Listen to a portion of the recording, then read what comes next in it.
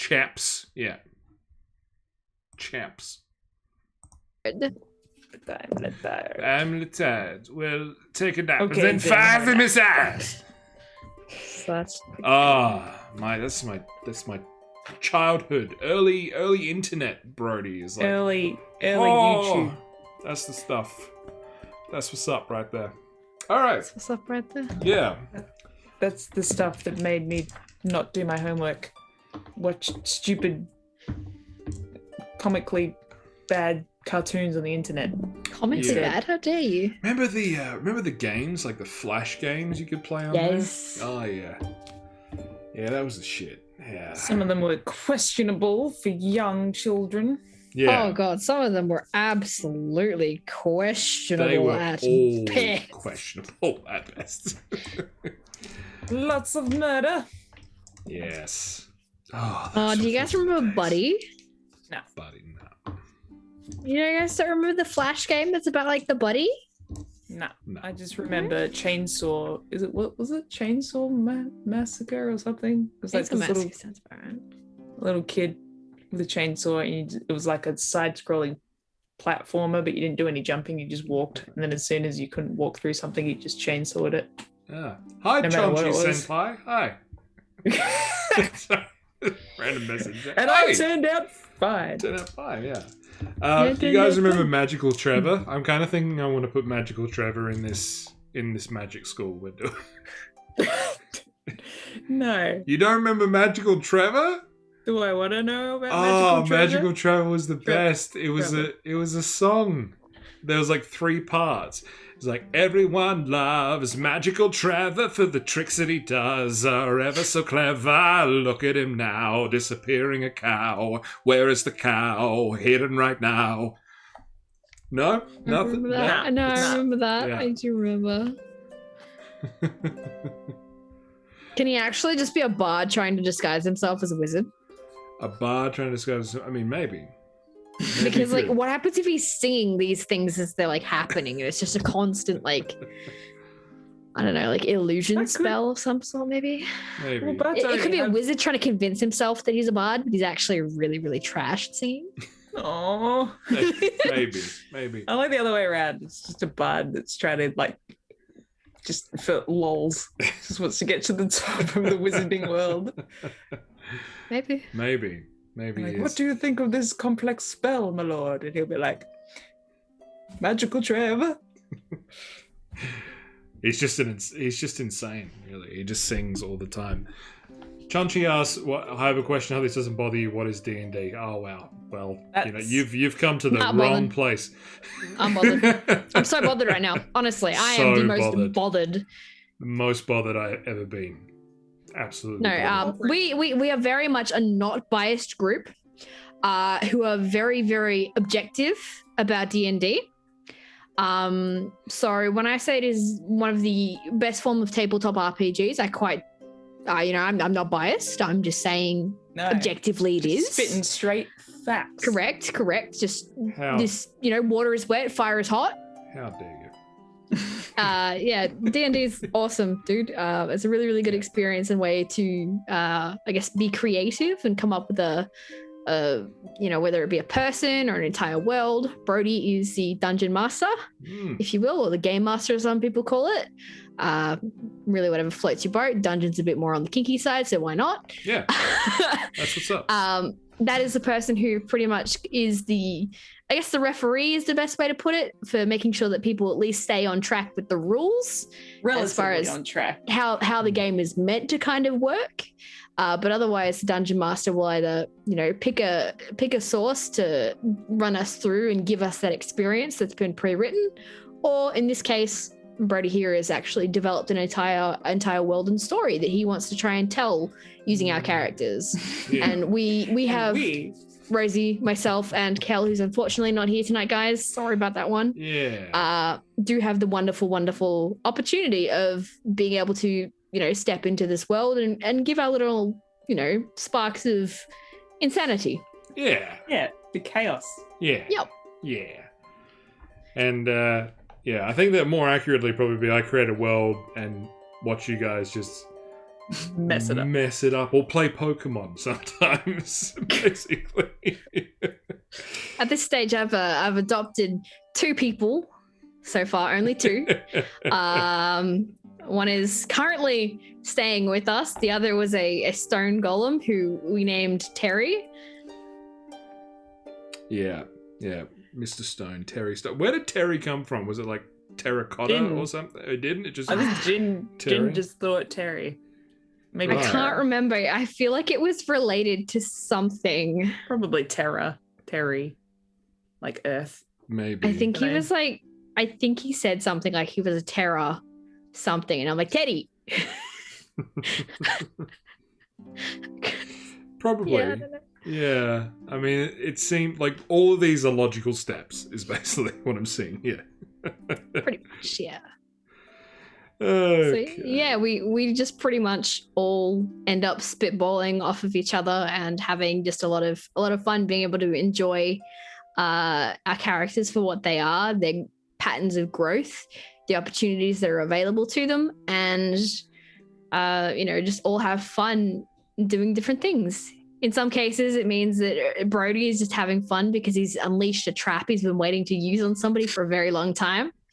In other or cases, killing He loves watching us. a beloved NPC.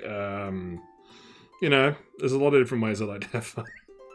yeah. And then in other instances, an off the cuff thought ends up becoming a way of, how the game now works, i.e. adopting somebody and taking them from a church. And now they're genuinely happy to be around. Exactly. All right. Well, I don't think you wanted to go with us in the first place, did you? You were just like, yeah, she's a cleric. Okay, bye. And we were just like, this is ours now. I can neither confirm nor deny any of the allegations that you are saying right now. All I will say is watch this space. Yeah. So, yeah, Kelly's not with us tonight, unfortunately. She is not feeling the best, so I hope you feel better soon, Kel. I forgot I was going to do a black and white version of her web picture thing, but I forgot. So, stream's over then. Stream's over. Pack All 'em right, in. pack it in, guys. Bye, guys. Let's go home. All right, but yes. Now, before we kick off into things, obviously, always big shout out to Roll20 and Kevin MacLeod for providing all the music that you'll be hearing in the background of the video today. And thank you to everyone who. Oh, thank you, Chonchi Senpai, for the follow. And speaking of follows, thank you to all of our recent followers, all the people that have come along and watched us recently. And this is our first official D&D stream as an affiliate on Twitch. Get bloody excited. Yes. I'm very, very excited about how things have progressed and how they're going. And most importantly, I just enjoy doing this and I enjoy hanging out with you fine people on the reg. Doing stuff. So thank you to you guys and thank you to everyone who's been supporting us. It's a real big help. And thank you to our most recent follower, Chonchi Senpai. Thank you. But let's kick into a bit of a recap and then get into some D&D action. So, I know we kind of discussed this already, but who would like to do the recap tonight for an extra point of inspiration to start the session? Well, Bag's not. I was actually gonna say, well, Rosie, would you like to? Because we were kind of talking some mad shit behind the scenes, but I mean, I'm happy to do it if you don't want to. When I am not talking mad shit. No, Brody and I were talking mad shit at you. Yeah. Oh, and you wanted me to, you were giving me Just be a able to shot. redeem yourself if you The wish. redemption. One shot, one opportunity. Nah. Not gonna take it. You're gonna miss every shot that you take. Yeah. You miss every shot you don't take, rather. Yes. Yeah. Tried to think of All something witty and all it came up with was yes. Yes. That's the kind of recap you'll get. Is Fair enough. yes. Yes. So the last session came off the back of course, the previous session in which specifically referring to that as Jin and Ariel had decided to cause a little bit of mischief, as they want to do these days. Jin's, found somebody who's actually allowing their bullshit, so it's kind of increased the statistics by a lot. Unfortunately, poor Quill was the recipient of that bullshit, and that Quill was turned into a sheep using polymorph. Quill, taking great offense to this, decided she was going to run off and, take her sheep rage out on whomsoever should be in her way. And Zan, using her exceptional strength, decided, no, not today, and quite literally just hoisted sheep Quill up over the shoulder and walked on back. Now, we end up with Quill returning back to normal and deciding what the plan for the day would be. Specifically, we were going to go to a graveyard that Quill wanted to go see to try and investigate a couple more details and see about the death of a character that we previously come across, Barnabas. And unfortunately, that was unsuccessful. Instead, the groundskeeper was a bit of a dick, a bit of a racist, so we were quite upset by that one and walked off, not really liking this gentleman. And then we also proceeded to continue off towards the Wolford Academy.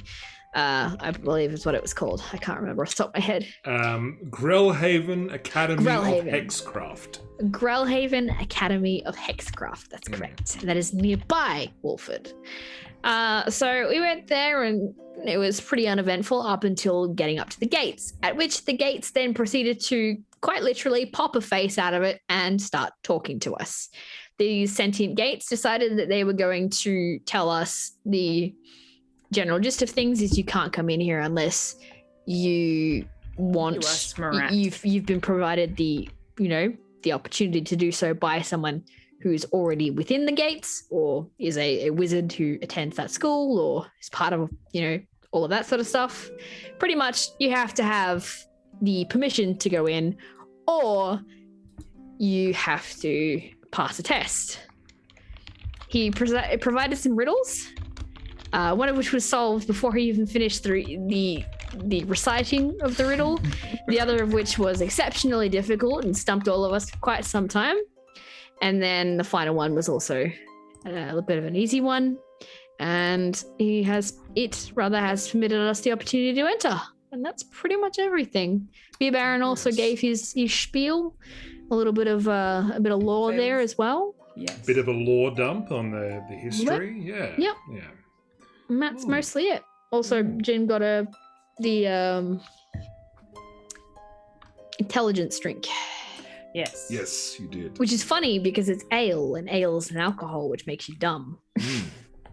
Unless it's magical ale, in which case makes you not dumb. Makes you stupidly confident, so much so that you're right. Bend reality. Right. Oh, I know we were talking before this started about like session notes and that sort of thing. Literally, the only thing I have written from the last session, this is probably bad DM moment. The only thing I have written is Stella. That's it. Just the name Stella. I think you were talking to a Stella. Oh, that was the barmaid. The flower. The flower. Person who brought the flower. You made a flower crown for. Yeah, that's actually. Sorry, my apologies. That is the one thing I did miss. I was thinking about it and then forgot it. Quill wanted to grab some flowers just to be able to honor the dead, because Quill is a paladin and very respectful in that manner.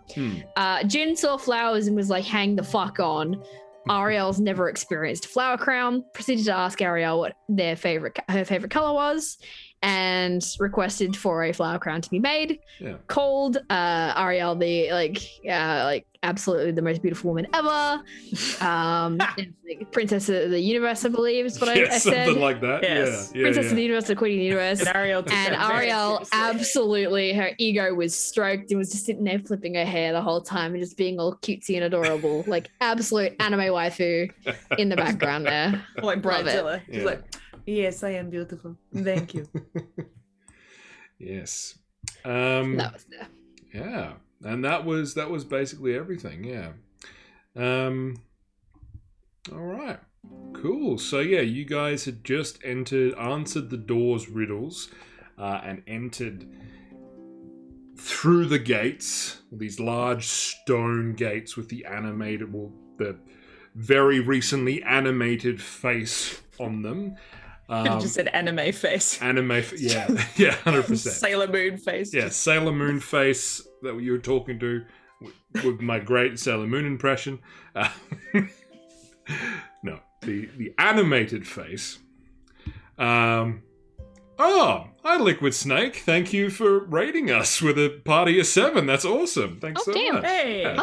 Hello. Hello, everyone. Hello. And thank you for Just the in follow time. as well. We just started. Yeah, and thank you, Senpai. That really means a lot. Saying that we should be a bigger channel. Thank you. Aw. And thank you, Liquid Snake. Yes. So the very recently animated face on the gate opens up this large stone gateway, and you enter into this large mountain basin with this very sort of thick fog from what you can see. But shortly after walking through it, the fog seems to dissipate. And as you enter through, you can see that there is this great mass of stone buildings, all like kind of built into the basin, but also going up the side of the basin a little bit. These large hexagonal dark stone buildings and towers, one of which stands out in particular to you guys, which is there's this very large tower in the middle of this complex that seems to be held in a state of falling down. It looks like the tower has been hit by something large and cracked through the middle of the tower, and the top of it is falling, but there's this strange temporal energy holding it in its place. Like suspended animation, just Yeah. floating there. Yeah. Like bits of rock sticking out where it shouldn't. So it appears to be sort of falling to pieces, and there's actually a large catapult boulder that seems to be held in this state as well. It looks like it's gone straight through the middle of the tower, but the tower's just frozen in time at the exact moment as the boulder's just flown through it.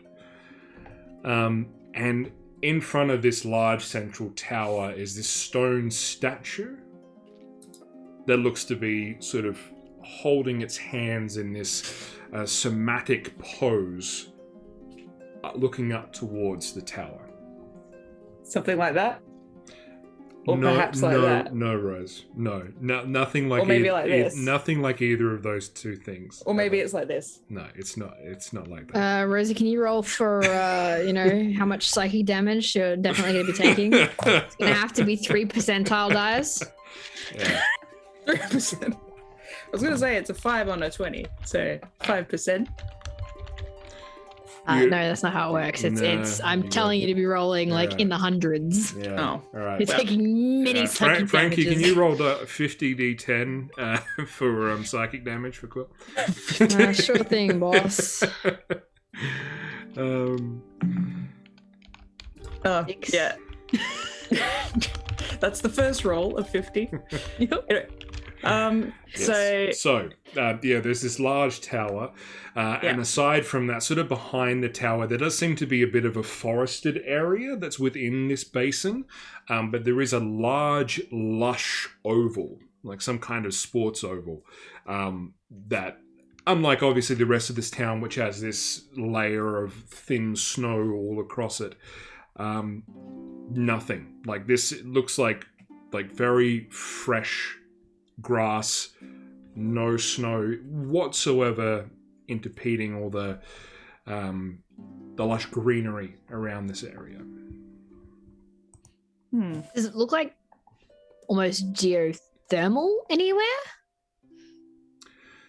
Not As in exactly. It does seem like... It seems like taking... Actually, make a perception check for me. Yeah. That was a 17 plus stuff. Let me check what my stuff is. Plus 6, so that's a 23. 23. So you can see that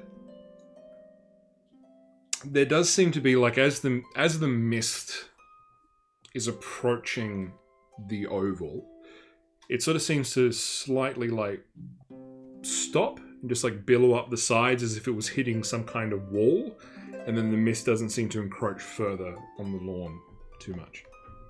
Oh, hey, Quildick. Looky, the oval thingy. What? The oval.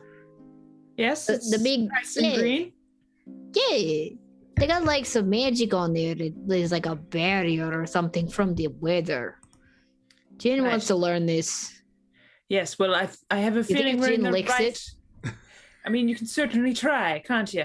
I'm not sure if the not sure if the groundskeeper might approve of that, though. You know, he might make you lick every blade of grass, which would be mighty funny if you ask me. Watching you walking around on your hands and legs. Hands and legs, yes. Jin could speed run this and just like blah, across all of the grass and like do it in like loops and stuff. Well, one thing you do see as well is this is not a barren area. It seems like this is maybe you've come across in sort of morning tea time for the academy.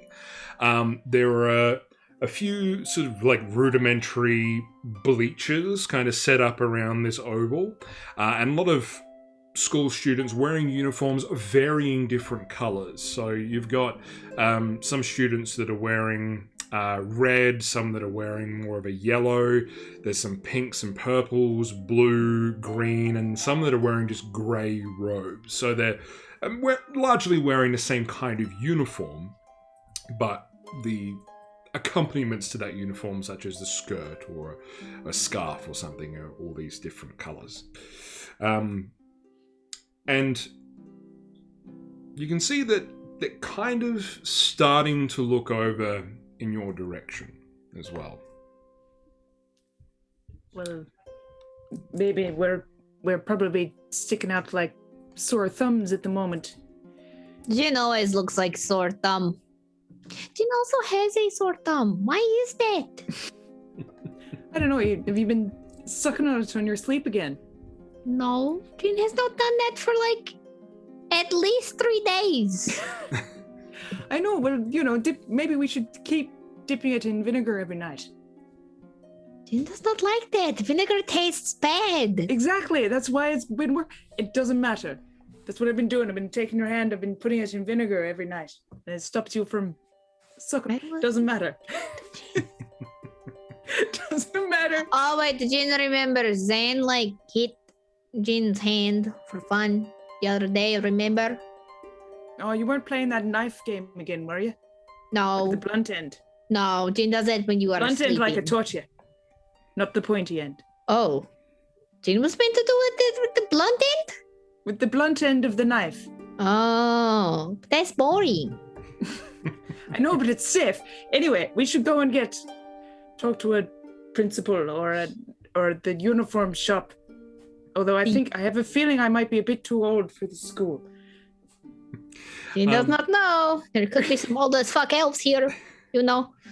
Just learning first time. Walking further into the grounds of this academy, you can really start to feel the temperature in here is naturally just becoming more and more comfortable as well. So even though you are still walking on snow where you are, and there is a bit of a misty atmosphere. The overall feeling is that of like a nice spring day. Like it's actually warmer than what you probably were expecting to be in the middle of a snowy mountain basin. And towards one side of the academy way off to the right from where you are right now, you can see that there are this like old collapsed stone ruins from maybe buildings or something a long time ago. They look to be of a different architecture than what is currently here. And there's lots of students sort of like playing around and sort of misty stepping from the bottom up to the top and just sort of like messing around out the back there. Does the architecture resemble anything even vaguely similar to what we saw in the Dwarven caverns, or nah? I'll get you to roll another perception check for me to have a look. Don't fuck me. 15 plus 6. 15 plus 6. Okay. 21. Yeah. I can nap. Actually. Like the very angular designs of the very angular designs of some of the engravings and carvings, even it's very hard to make out from such a distance that you are at now, but you can still sort of see the very obvious sharp angles that is of dwarven make. What was the name of the school again? I'm having a fucking minute. It's Grellhaven. Grellhaven, right. Yeah. I was like, what? It starts with a G. Some shit. Sounds like Harry Potter, but not. If anyone is Harry Potter musical fans out there, clearly it's Pig Farts. Pig Farts Academy. Yeah, the far superior school of Hogwarts. It's Pig Very Farts. true. Yes. And aside from that, the last sort of significant landmark that you can see is right behind all these collections of buildings and the ovals and the ruins and everything like that. Right at the back of this basin, there appears to be this large, it kind of looks like a large toothy maw, but it's actually what looks like maybe a cave entrance. Ooh. And Like a clearly, do the teeth look natural, or does it look like someone's meticulously carved the teeth out? from this distance, as best you can tell, it's probably icicles, sort of like that look like large, giant stalactites hanging down from the roof. The roof. Yeah.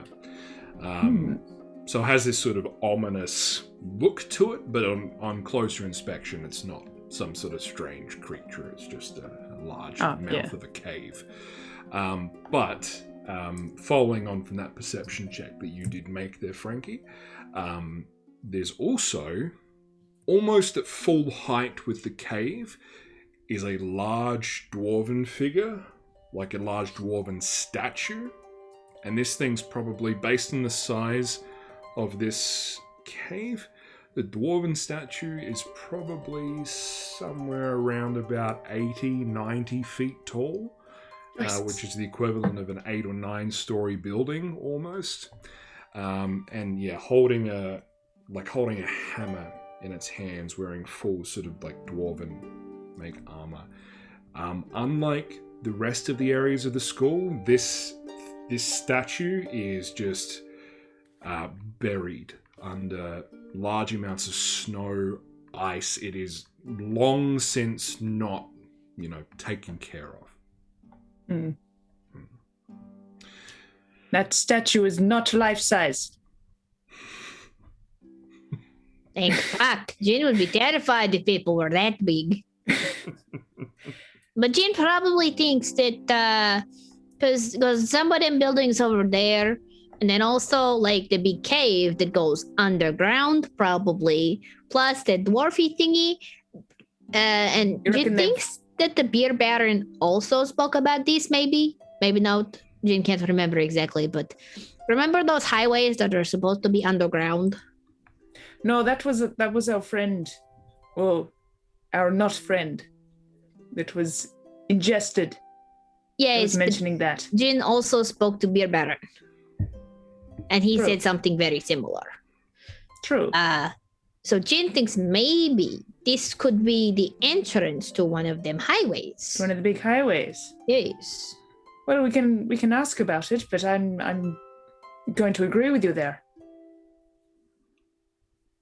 I wouldn't put it past them having an underground. But where? What part? Oh no, there's. Is probably caved in now, or they're like, nobody go here bad, because it goes to like all the bullshit that is down there, and probably very dangerous. More cubes, maybe. Maybe. Just a sea of cubes. Sea cucumbers. What is it? Let's go ask them about sea cucumbers. Maybe Jin, they'll have a book on sea cucumbers in the library. I'm gonna go Jin talk to them hopes about we the find library. library. Jin will throw books at you till you knock out or pay book attention. Ariel pipes up like, did Quill have something extra with her coffee today? Jin is not sure. Maybe the polymorph played with Quill Dick's brain. Maybe sheep brain's still in there. I don't know. Could be. Impossible to tell. Quill's a bit of a idiot. Can Quill walk up to the nearest school child Well, and try and start a conversation? It's funny you should say that. So as you sort of walking and approaching the large statue that's kind of holding the central tower, what looks to be holding the central tower in place with this like temporal energy, you actually see that you've been spotted by this gnome fellow and another student following closely behind him with very elegant brass sort of clipboard with a little candle poking out the top of it, a little quill and ink at the top. Thank you very much for the follow, my Mighty Marty TV. That was a tongue twister for some reason for me. Hey, 3 times fast. Yeah. This brass clipboard, candle at the top of it, and a little quill and ink pot. They seem to be rushing over in your direction. This gnome man appears to be has a very weathered, sour expression on his face. Looks like a freshly combed mullet with thick, dark purple sideburns, Nice. and wearing these like yellow and orange cashmere robes. And then the student that's following behind him with the clipboard is this very attractive but gothic-looking human girl, soft face in a perpetual state of judgment, dark makeup, a pixie-cut black hair, porcelain white skin, and fashionable-looking boots of winter, but with long striped socks that sort of make all their way up to the middle of the thigh, and short yellow plaid skirt and an untucked white shirt with a tight sweater over the top. So Absolute rebel. These two figures are approaching you with some haste. Oh, hi there. Jin does not know about this guy's color coordination.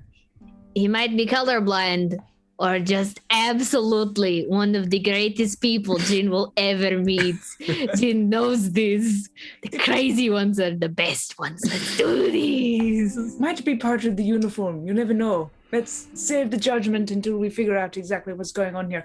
Hello? No, Jin knows this man will be one of the greatest people Jin has ever met. This will be experience for Jin history. So as this sour-looking gnome walks up to you... This is said, by the way, kind of hushed to make sure he doesn't hear it. Yeah. Sort of walking over to you. He says, "Well, Hello. I've just been told by the door that we had some strangers approaching." Yes, that is Jin and Jin's compatriots. This is Zan. Ignore Zan. Angry asshole. Will ask many questions, like if you are a fiend, fae, or undead. No, that is not the order. Fae, fiend, or undead. Yes. Same, different. Just This is Quill catchphrase. Dick. Hello? And this is Ariel. Hello? Well, would you mind telling me what your business is here then? Jin would we were love let to in. learn magic. Also, do you know a man called Barnabas? He's a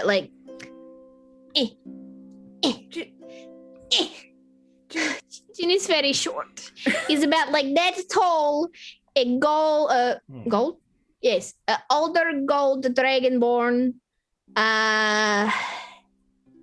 What was the color of his robes? Red, I think, yeah. He had red robes. he said that there were some problems that were happening, and we had to speak to people about it. Quildick, shut the fuck up. She's gonna. No, I'm not. Quill's gonna try so hard to subtly make. Stop. Shit. Stop. Just digging her claws into her shoulder. Quildick, that hurts. Stop it. Remember Now- how I said Hang on, Quildick, let go. discretion? Discretion. I'm actually gonna fucking slap Quill. All right. Roll. Well, I guess you guys are kind of in contest with each other right now. So let's get a contested acrobatics or athletics check, whichever one you would prefer to use. Acrobatics, motherfucker. I want acrobatics. All right. Cool. 18 total. 18 total for acrobatics. Yeah, I'll go athletics. 14 plus 6. Fuck. 20. All right. So the athletics wins out. So Yep. now you were trying to stifle. I was trying to get You her said to get her slap. claws out of me Not like because she's Head, like, digging the just- claws in, and I'm trying to move, and I'm like being pulled around. I'm just trying to get my fucking. just trying to make you express our plans less openly. You're literally subtle not way. allowing me to finish my fucking sentence. I'm not saying everything. All right. You say too much for Quill. So is Handle. Quill trying to sort of silence Jin? Is that what I'm sort of hearing? We're just trying to express that Okay. the information being shared might be too much too soon, All right. Let's get this over here. All right. but probably not going about it the best way. All right. Definitely not. This is how my thank mum you very told me much. to Tiamat's shut up. Rage. Awesome name. Love it. And thank you for the Hey! follow. I will end you. You are, oh yeah, because you're other character. Yeah, well, the character has a big thing against Tiamat. Huge thing Um, against Tiamat. All right, let's get some spell action happening. What do we got here? What? Yeah. All right. I've got to remember what the name of the spell is. Nobody's cast no spells. You know. All right. So Jin, as you're mid-sentence, frustrated by the fact that Quill is sort of like trying to silence you and being a bit too aggressive about it, and then you're sort of trying to strike back at her to get her to stop, you kind of get into this sort of a bit of a like tizzy scrap fight. Quill ends up sort of being a bit of the victor in the situation, but at the same time, you also roll pretty high, so you're kind of in a bit of a smack fight with each other. When all of a sudden you hear the gnome say "Stop!" and stamp his foot on the ground. Can I get you two to both make a strength saving throw, please? Oh, fuck. Saving throw. Yeah. I'm the good at this! Oh god, neither am I apparently. 7. 6 minus 1, that's a 5. Oh wait, 9. I think. It's a saving That's throw, on- so check your saving No, throws. yeah. I got a +2 on saves for some reason. Probably because you're a paladin. Or or of Dragonborn. protection. Or of protection. Does that mean that you get a +2 as well? Does it? Because I don't Is mean I this have a an spell- 8. Normally I decide to make blah blah blah. Or of protection. I think if you're within like 10 feet of me, you also get that from me. I'm practically in you because you're on me, but yes. I'm pretty confident that it's like because it's an aura of protection. So I think it's like at least 5 or 10 feet. Yeah, so you and any companions within 10 feet, I believe, Yeah. have a +2. +2 to saves. Yeah, all right. So that's for me. That's like what did I say? 7. Or something? 7. Yours is a 9, mine's an 8 because I rolled Yeah. 1 below you. Okay, Yeah, very good at this. awesome. Well, surprisingly, you both fail. Wow, really? And you are both pushed 15 feet back and are knocked prone onto the ground. So you both sort of skid out a little bit and land prone. You don't take any damage whatsoever. obviously on this our guy ass. is just casting a spell to get you two to stop whatever it is that you are doing. And he takes great pride, like he looks like he's taking great pride in himself, like he's achieved something in doing this. And then he walks over and stands over the feet of both of you and says, "Right, I'm going to ask you again what it is that you're doing here, and I want you to talk precisely and slowly." Jin wants to learn magic. Jin here reporting death of mage. Killed Right. by another mage. I see. And Have a signet ring scratching thingy. right. So, to answer... Also organs. Quill's just got her hands like this. She kind of looks over. And your name is, please tell me it's something important and good. Well, then Jin's name is Jin. You know this. So he looks over towards God. his gothic companion, and she just sort of like rolls her eyes very, not subtly at all, and then like you can see that she lets go of the clipboard and it remains hovering in place, and she grabs the quill, dips it in the ink, and then starts making notes in the notepad.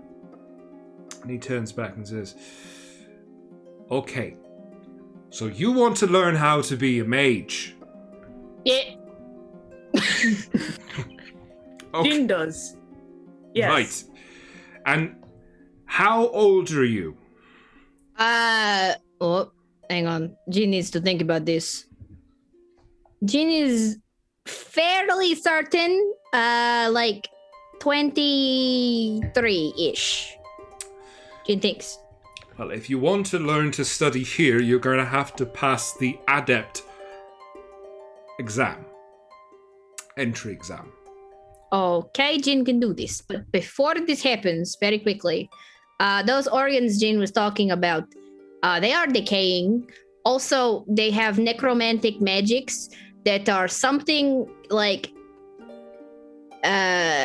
some sort of necromantic curse combined with like some other stuff that Jin's not familiar with. So Jin is concerned that they will go very quickly. Jin has been trying to make it a priority all day. And you see, I think Zan was carrying them. Was Zan carrying them still Yeah. in the trough, or did you? Yep. Yeah. All right. Also, Jin has the vial of tar fluid, whatever. Yes. Yeah.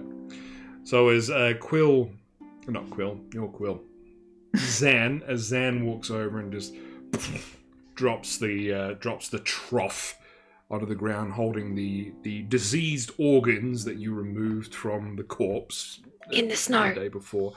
Yes, it looks like that they are sort of, the snow and the ice around them has melted to some degree, and is kind of, they're sitting in like a half-covered state, kind of like the esky at the end of a barbecue kind of deal, Yeah. where they're Flame. still cold, but you wouldn't eat that meat if it was put on the barbecue. I'll put it to you that way. Yeah. So that's all sitting there, and No Man still looks very confused, and he says, "Right.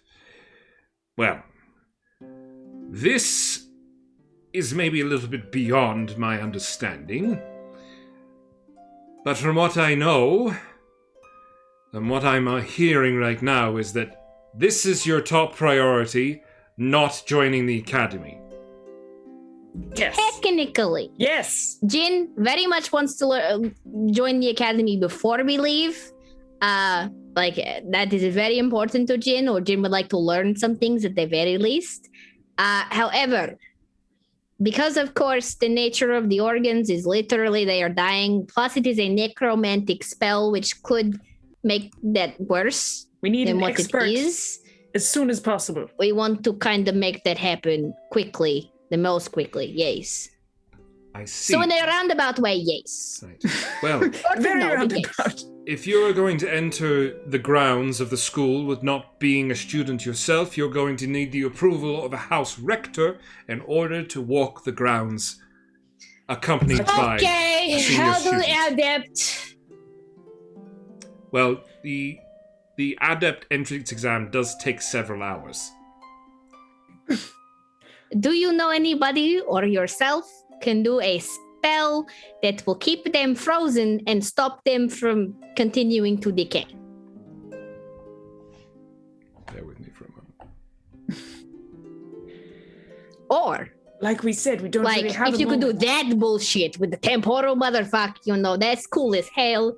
Jean wants to know that so bad. Please teach Jean this. I think that's a bit above what this man can do, Jin. You do not know. Look at this man. He has purple sideburns. He knows what's up. I don't think the color of your hair, tells you your magic level, your power level. Oh, yeah? Then why can Jin do this? We'll strobe through just hair colors. Exactly. Fuck you. The gnome and like this is probably the first time, like in your adventures, especially here on Corterra so far, and the kingdom of Jorah, you have performed magic in this changing sort of thing in a lot of different contexts and ways, and every time, depending on the setting, you get like a bit of an off look or a bit of like someone like in shock or maybe like like a great big gasp. And here, like this gnome and the goth girl are just completely like unfazed, unbothered at all by this display that's going on. It's the first time you've encountered that in these lands, and obviously because they're used to seeing weird, crazy shit all the time. And they talk to themselves for a minute, and they turn back to you and they say, "Well, you probably want to speak to someone from the House of Chanok to try and keep these specimens fresh." Right, perfect. Where can we Okay, find... which color they be? Chanok are the green-coloured students. But still, there is the matter of you not being students yourselves that we must attend to shortly after that. So I will accompany you to the Chanok house. Yes, And please. after that, I will hold a questionnaire for you to ensure that you are sound enough to travel these halls. God, it sounds They want so Jin not to boring be and full of crazy. rules. Or we can just kick you out right now if you prefer. Can't I get like a guest or a hall pass? That is what I'm saying, dear. You need to have approval to get a hall pass. You were saying before I needed to be a student. You're not being very clear with the rules. A student or the approval of a house rector such as myself. And you're going the wrong way to get my approval. Jin is sorry for Queldic. She's, yeah. I can see where she gets the second half of her name from. Now, shall we go on? Yes, please. Who's gonna try and make the goth girl smile and be like... Did we get his name, by the way? He hasn't said his name yet, no. Okay, because I remember that. Yeah. Yeah, I did ask Or has him, he been but asking? ignored me. Cool's gonna turn to the goth chick and be like, "Do you mind removing your hand out of his arse?" So, Mr. House Rector Mains. No, you're not. She just writes down. she just writes on a piece of paper, that's it. Bunch of giggly geese these two are. Alright. Mr. House Rector Mains, is Jin correct in assuming you are from the Yellow House? My name is Toric Eben. Toric Evan. And yes, I am from the house whose color is yellow. I'm from House Azarath. Azarat. Huh. Thank you for confirming for Jin. Jin is just learning. This is a very cool place. Jin is loving it here. Is it? Look at it. It's so cool. There's so much cool stuff here. Yes, it is. Which is why we like to protect it. And he gives a very knowing look over in Quill's direction. And Zan's direction is currently just sort of like, pulled out a katana and just like swing it around. Well, considering the fact that we're now moving, she'll have to pick up the trough. But yes, that's also probably something she would do with the other hand, considering. Yeah. Strong motherfucker. So, Zan picks up the trough again, and the four of you, including Ariel, start following the gnome man and his assistant through the halls. Now you can see that this is largely like in the middle of the complex of this academy. It's like flagstone streets, and there's a lot of students hanging around. There seems to be a couple of kids bullying someone like down one of the side alleys between these buildings. Largely hexagonal shaped buildings as you're walking through. There are some larger buildings and adjoining corridors and that sort of thing, but it seems like the main parts of these buildings are hexagonal in shape.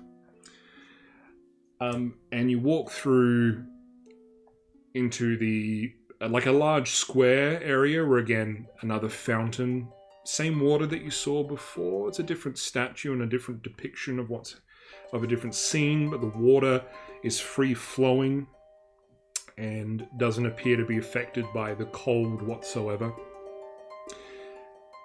And in this square, there is 6 distinct, fairly decently sized hexagonal towers, so about 4 stories tall, each of these towers. And each of them have banners that hang off them, large, thin, triangular banners, each depicting a different color for each of these towers here. There is a red, there is a pinky purple color, there is a yellow, a blue, a green, and a grey. The same colors that you saw students wearing before. Too many colors for me to write down quickly. I read them all then just then. Pink, grey, blue, yellow, green. What am I missing? Red. Red. And it's a pink purple. Pink, purple, pink. Now you can see that there is a lot of interaction between the different houses, except for the grey house. The grey house seems to be sort of like the students that are around there in the little sitting and eating areas outside of their small tower. They seem to be sort of only really interacting with other students of that same house. Is Jin correct in maybe assuming that each house color is like a different type of magic? Are you saying this directly to Torek? Yeah. Yeah, okay. In a way, yes. The red, the Hellstrom house, is the house of evocation, so students that show a strong connection to evocation magic are typically assigned to House Hellstrom. House Lokil, which is the pink or purple, that is illusion and enchantment magic. So again, if you show a strong affiliation with illusion or enchantment, you would likely be assigned to that house. Azarath, the house that I'm from, and as is my assistant, we are the conjuration and transmutation house. Modius is the blue house for divination and abjuration. Chanok, where we are going now, is the house of necromancy. And House Kishi, which is the grey house, is what we call our versatility house. Ah, jack of all trades. Sounds useful. In a way, yes. We have a lot of students who are not exactly completely magically inclined, but are gifted maybe in other ways. As you can see over there, that lovely dwarf girl practicing with her sword and warhammer at the moment, she is one of our eldritch knights who calls the academy her home. Ah, lovely to hear that the place is so inclusive. Well, we try to be.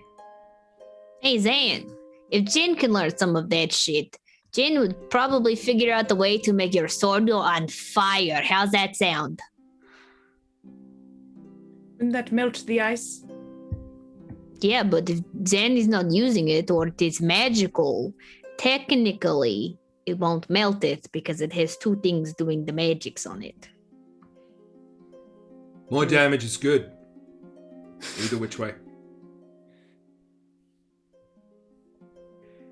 I'm going to take that as a yes. Got a bit of a sore throat there, Zan. No, I'm fine. Uh-oh, does Zan have cold? Maybe. We were walking up that mountain for quite some time. I said I'm fine.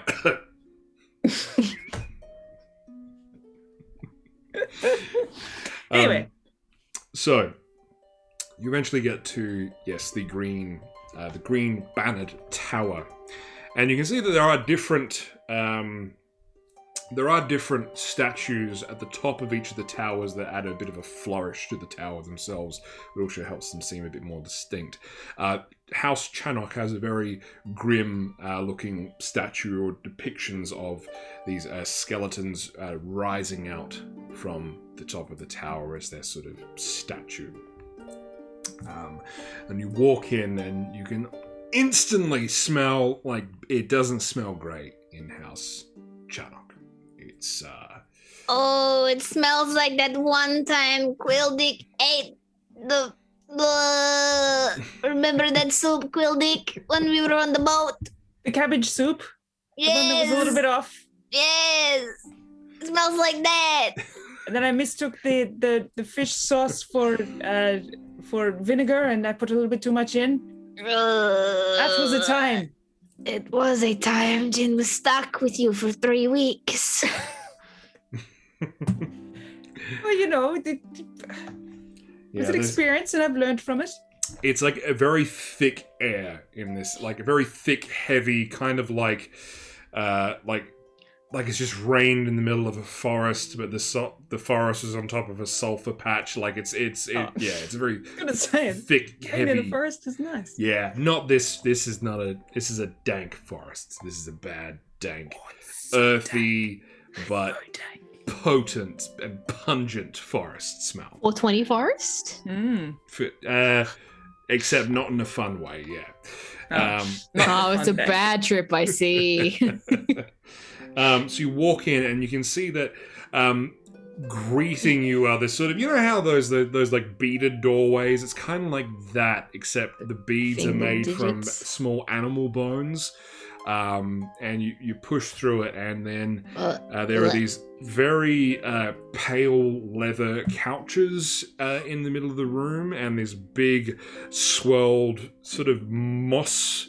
It looks like a carpet at first, but there's actually sort of like a mossy grass in the middle of something kind of like what you might see over a grave that has been buried and long since buried, and you're sort of getting an odd sensation as you step on the squishy floor near the couches. You are getting a bit of a look from some of the other students in here. There are a couple of half-orcs that do appear to be smoking something questionable, hanging out with a couple more gnomes, and even there looks like there's a satyr, a very gaunt-looking or fawn, I guess you could say, satyr or fawn. Yeah. Very gaunt looking, sort of looks up with you with his deep black eyes. And yeah, the students in here are sort of very, very perplexed as to why there are these strangers in their halls. And then Torek pipes up and says, "Right, now, you'll want to speak to the house rector. She is probably the most experienced student here and might be able to help with keeping your meat fresh while we go talk somewhere else. You'll find her up on the 4th floor." Okay, do you know, like, perhaps if there's a specific room she would be in, like an office or something? Does she have one up there? Yes. There's an open window in it.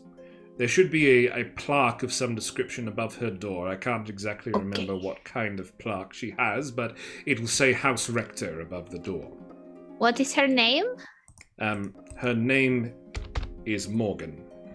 Morgan. Okay. Thank you. All these bones are giving Jin some weird vibes. 'Tis. By the way, Torek, just quickly. Yes. We're out of towners. We're not. Oh, you don't say. We traveled here on a boat. Hmm. Just saying. Before you go making assumptions, about other people. Uh-huh. Anyway, bye. I'll be waiting here when you're ready. Zane, let's go. Up the stairs, chop. Away from the... God, Jin hates that bead thing. Is that a bird head? Oh. It looks like there is multiple bird heads sort of like at the top of the door, kind of accenting the door frame as well. Cuddle salt look. Yes, it's very weird. Jin is not like trying to judge these people for the magic. Jin is sorry, Jin is not judging. Jin just doesn't like it for Jin.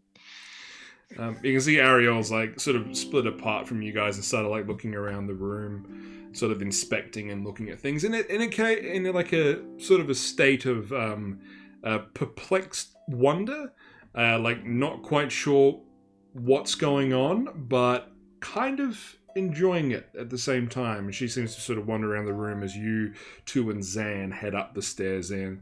It is a very like it's an iron spiral staircase to go up, so Zan's very awkwardly carrying this trough around the staircase as you head up to the 4th floor. Hello, Ariel. Jin is just going to 4th floor, so if you need Jin, tell you can come up to us or like yell really loudly, and Jin will like. Jin does not know, like fireman crawl or climb, or Jin does not know. Just Jin will come. Okay. Okay. I will cast Thaumaturgy if in trouble. That's true. Very true. You can Gonna say- also yell very loudly, but if thaumaturgy is better, yell very loudly with thaumaturgy, make it even louder. Yeah. Very good. Yes, I will do. Okay. See you soon. All right. And you guys head up. When you get up to the 4th floor, again, it is a large sort of hexagonal shaped room, probably about almost like 100 feet by 100 feet. And as you get up to sort of the landing area, you've got like 4 little corridors that branch off, heading towards each of the diagonals of the tower. One of the hallways you can see down the end, so it's about 50 feet away. You can make out what looks like it's almost like a gravestone above a door that says House Rector. All right. We should knock, shouldn't we?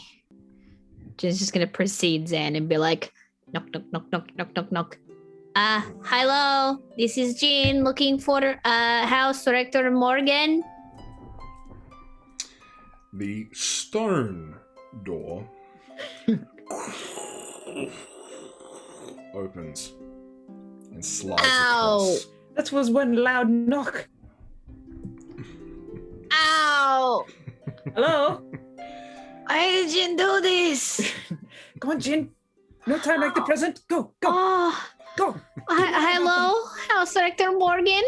So as you walk in, you can see that there's a dark wood desk in the center of this room, and a lot of hanging sort of bearded moss from different plants.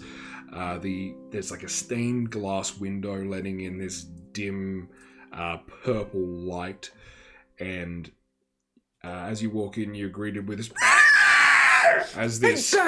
this skeletal pseudo dragon in a cage is right next to the door, and you hear from the other side of this largely mossy indoor garden, hear a voice pipe up and say, "Oh, Digsby, be quiet." I was gonna sort out. It's just like about to chop it in half. I'm not gonna lie, by the way, this is just like out of character. When you said like bearded, my brain immediately went to those like bearded shrunken heads. I thought you were gonna say that. I was like, oh no, None of that. No. Shrinking, bodiless. Just big, Tiny nothing head. weird, just big, thick, bearded moss, that's all. inside in an office. And then emerging from behind this mossy garden is this absolutely stunning young woman. She probably no more than maybe 25, if that. Again, fairly pale skin, raven hair tied up in a big ponytail that sort of is tied up at the almost kind of like a top knot, but her hair descends even past her bum. So very long, black, like silky black straight hair. She has this thick black robe with a green trim on the side of it, looking a lot more official than Torek, who appears to be in his Sunday robes, if you know what I mean. She looks his athletic gear. Yeah, his athletic robes. Yeah, his track robes. His workout robes. Yeah, his workout robes. Yeah. Yeah, so she looks very official. Someone that's probably holds herself to a very high standard, but not in sort of a pompous way, like professional. Yes. And she walks over. You can see that she has a holster for a wand hanging from her belt. And then on the other side is like a series of vials and potions, different spell components and little fluids trapped in these vials that go down. And then you can also see this very grim pendant that she's wearing that appears to have like a human skull, but very, very small. And as you look at it, you think, oh, it's just like some sort of weird jewelry. But then the skull actually turns so its eye holes look at you in your direction, as if that there is some sort of sentience behind this pendant that she has around her neck. And creepy. Yeah, a bit. But she walks over to you with her sort of strong features and sits down on the other side of the desk and says, "How can I help you?" Hello. Jin's name is Jin. We ran into this is difficult to describe. Sorry. Jin can't deal with so much gore. Jin can deal with like organs and like vomit and fluids and things, but bones Jin can't deal. Jin, sorry. melting. Focus. Yep, sorry. So Jin has brought in the trough stand, please. Thank you. Just drops it on the ground. Clearly, gently. So there was a mage who was murdered by another mage, but he was murdered in a very, very suspect way. The mage who did the murdering, we are currently investigating for the murder of a person in Redwater, and he did it using necromancy. The problem is that these organs are melting, and we kind of need a way to like keep them from like decaying. And also, because it is necromantic magic, you may actually be the best person to help with this one, now that Jin thinks about it.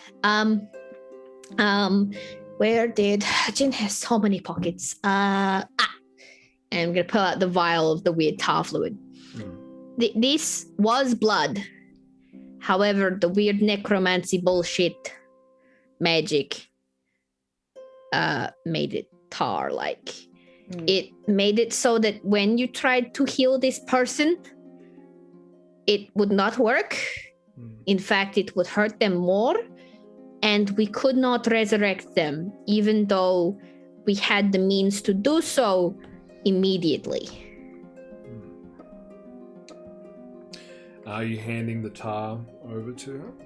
It's like, I'm assuming that I've just kind of like sat down on the other side of the desk, and I've just kind of like pulled it out, and I've like plopped it on the desk so she can investigate it should you wish to. So she takes it and sort of holds it up to the faint purple light that's coming through the stained glass window. And she pops. The organs we have, by the way, one is a liver that sustained some damage in attempting to remove it. It was mostly affected by the spell.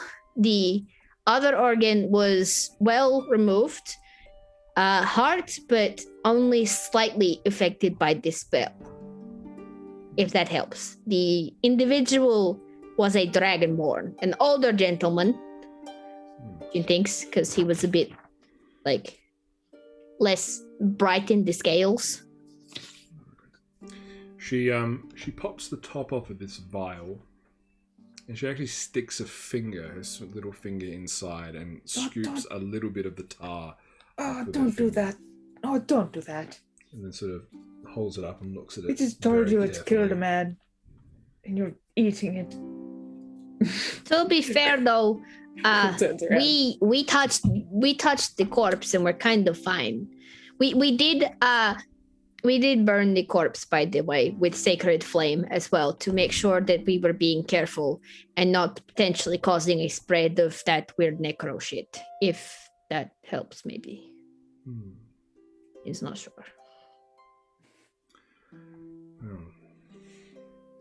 Very strange tale you have. No. Normally I would say this might be affected by some kind of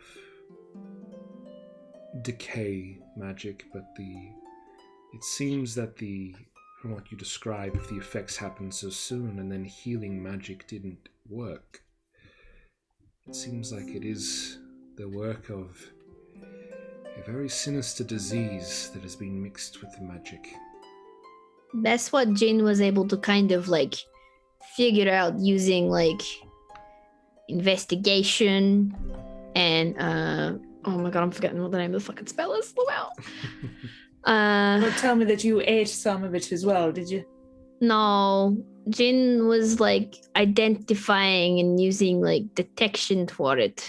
Okay. To try and see what it was exactly. I was finding the trough. Yeah, Jin identified it to try and like figure out what it was and see what Jin could learn about the magics. It was just necromancy and disease, really. It was the general gist of what I could understand. Yes. She gets a napkin, more of like a sort of a silk handkerchief from her drawer, and sort of wipes her finger. And then inspects her finger again. There doesn't seem to be any sort of adverse effects, and she looks at this and says, well, the good news is that the disease has not... Well, it's not at its power that it has been before.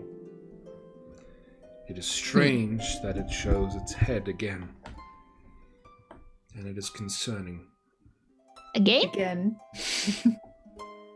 Oh. That was in character, but at the same time, again. This disease that rots and makes even healing magic not work. Well, it is a disease that was referred to as the rot.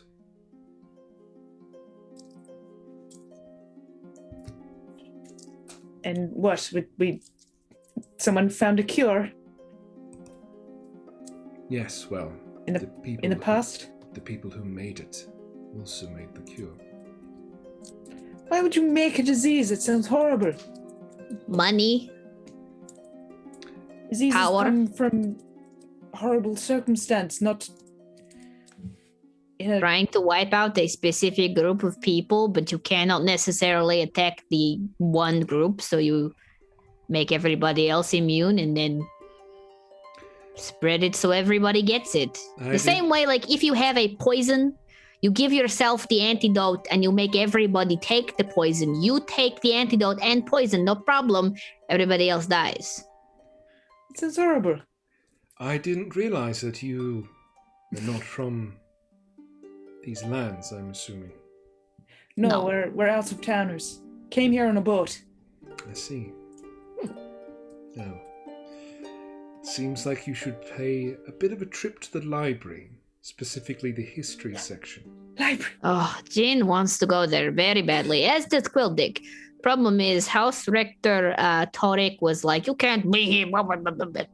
Don't tell him Jin said that. Oh, you haven't gotten approval from the House Rector yet?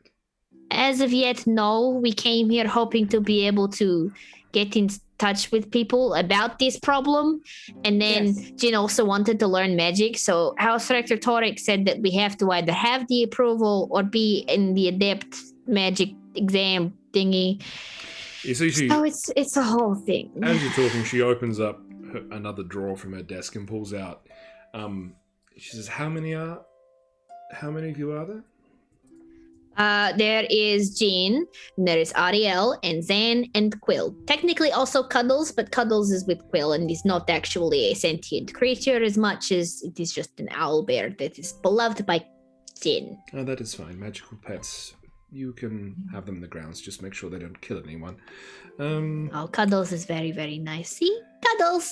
She writes down each of your names on one of these parchments, and then gets out a stamp from her other drawer with this sort of strange, like, purple arcane energy, and just stamps these 4 parchments and then hands them over to you. And you do recognize this, Jin, as the same sort of paper that one would use to inscribe spells or scrolls and that sort of thing, like a wizard's book. Ooh. So it is magical paper. She hands Is it this over to you. magical ink too? In a way. Okay, Jin just needs to know where to... Do you know where Jin can get more of this? Jin needs to transcribe some spells. Oh, well. Probably at the library, right? At the library? Well, yes. I mean, I do have some spare here, but the library is the best source. Okay, Jin will go there. Don't worry. You keep yours. Okay, lovely. Well, that should suffice as to having pass and access to the halls. If you do need a place to sleep, then you will need to stay in our versatility house, I'm afraid. Okay, that's okay. Thank you so much. What do you mean I'm afraid? It sounds fine. Oh, well, they don't have the best funding. Oh. It's all right. As long as it's a roof and a bed. Yes, I'm sure you'll get both of those things. Okay, thank you, House Director Morgan. Would it be best to leave these here with you, or could you put them in like magical stasis, or just like make them cold so they're... We're happy to leave them with you if you are able to perhaps do some investigation and experimentation to find out more. If you need to, you seem fairly confident they rot, whatever that is. If I have some time, I will look into it. But yes, Okay. I can preserve them in the meantime. She leans up and then she just pulls out her wand. And as she pulls it out, you can see that it's like a rat skull that's embedded in the hilt of the wand. And there's Gross. very very thorny, but it's a very intricate, thorny pattern down the wand, except it's kind of engraved in gold. And then she points it towards the organs and says, "Perseverarium." And you can see they seem to stop in time, kind of like they've been put in this weird bar. Like they were kind of oozing before, and you could sort of see the liquid kind of floating, but all of a sudden they stop oozing and they just are still. Is that spell kind of similar to the one with the stone statue being like, stop, with the No. catapult stuff? No, this one preserves corpses. Oh, okay. Specifically. Yes. Fair enough. Mm. Good to know, thank you. Yes. Now, what you saw out there, that is the statue of Azarath, one of the founding wizards. And one of the houses was named after him, as you might know already. The Yellow House, the Conjuration Transmutation. Yes, the one that Torek is from, yes. Yes. Yes. Man, this place is so cool. We try. Is there anything else specifically I can help you with for now? Besides like the many million questions Jin has about like all kinds of magic stuff, no thank you right now. Jin is okay unless Quildick has anything. Oh, well, this might be a question for someone at the library, but I don't know. You come across as competent. She holds her hand out. And she's like, Do you know what this is? Kind of shows the ring on her hand. Barnabas's ring. It's a ring? Oh, do you know anyone who knows things about the symbols or, jewelry in particular? Not exactly. I hate to sound like a broken record, but library is a good place to find family trees and information like that, and royal families and so on, so you might find some answers there. I do know that the House Rector of Modius is quite into that sort of thing, but he's not into any specifics, mainly families in the local area and that sort of thing. So I don't know if he'll have any information like that, but that doesn't look like any family sigil I've seen out of... Might be able to help though, because divination. Maybe. But yes, no, certainly something I don't recognize. One thing, a piece of advice I would give to each of you is that although you are permitted to walk the halls, it's always good to have a good, somewhat of a relationship with the headmaster or the Grand Enchanter. So I would say maybe speak to him if you do have the chance at some stage. He is a very busy man, so he might not always be able to see you, but yes, it might be worth talking to. Right. Where can we find him? Oh, he's that tower you mentioned. He's up the top. Oh, okay. So we can just, with these passes, we won't get stopped saying, "No, you can't come in. You're not high enough power level." You will have to have one of the masters open the portal to get up there, as you saw as you walked through. The tower's a little bit split in half. So the staircase doesn't work as well as it used to, but there is a portal that can take you from the bottom half to the top, but one of the masters in the tower will need to open the way for you. All right. Okay. Good to know. We'll add that on our list. After the library.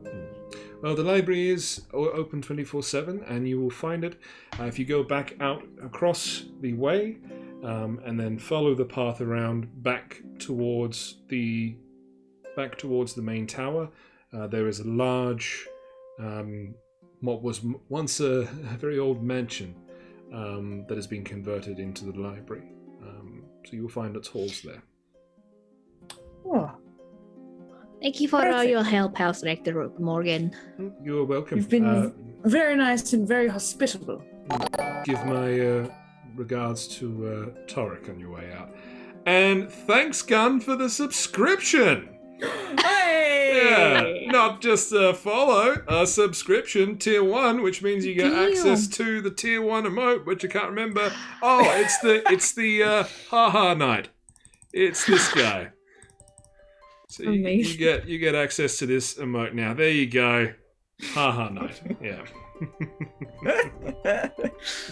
Perfect. Yeah. Amazing. Thanks, Gun. Thanks, Gun. Yeah.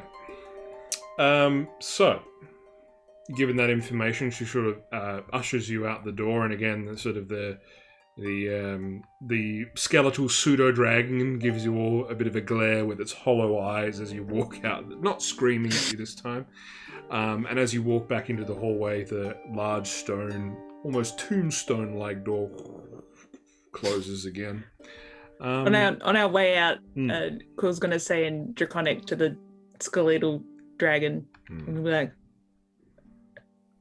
"You okay?" But try and make it sound like she's just like talking smack to a dragon. Right. They're just gonna be like, What? Are you okay?" Yeah, you hear back in your mind, in Draconic, "Fuck yourself." Gonna take that as a yes. Cool. To Jin and be like, "They're fine. Doesn't matter." Yeah, Morgan was great. What do you mean? I don't know. It was in a cage.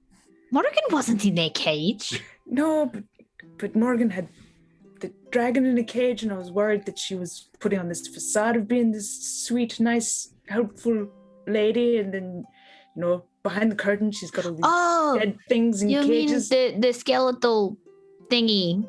Yes. That definitely did not give Jin nightmares at the beginning. The thing screamed at us, yes. Yeah, Bit rude. Jin but peed a little. okay. All right. It's fine. Let's keep going. Okay. So you walk back down to the ground floor of this tower. As you do, you can see Ariel is in the middle of taking a big drag from one of these cigarettes that the students are smoking. Frankie's upset. Hi, Jin. We leave you alone for what? 3 minutes? He hears Zan from behind you guys.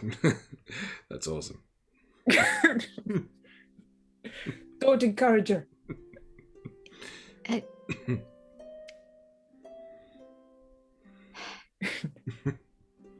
Look, Jin has seen this sort of shit happen many times. the large half-orc that's sitting next to us is like, you guys want some rock moss? what is Question. rock moss? Given Jim's questionable past, I am under the impression Jin has probably tried all kinds of things, especially considering the fact that they lick shit for the fun of it. Given that, is rock moss something that would probably be pretty common, I guess, across the board? And You know what? Go ahead and roll a percentile. There's a very good chance that you've either tried or know of rock moss. and that's, But yeah, give me a percentile roll. that it's the 100 plus the 10, right? Yeah, that's right. I'm having that. I don't know how to read percentile dice properly, so I'm just gonna tell you what it is, okay? Yeah, that's fine. That's fine. I thought you were So gonna say, there was a I 40 don't know how to and an read 8. stuff. That's a what? A 40 and an 8, so I'm assuming that's 48. That's 48. Yeah, you know how to read it. You didn't even need my help. Yeah.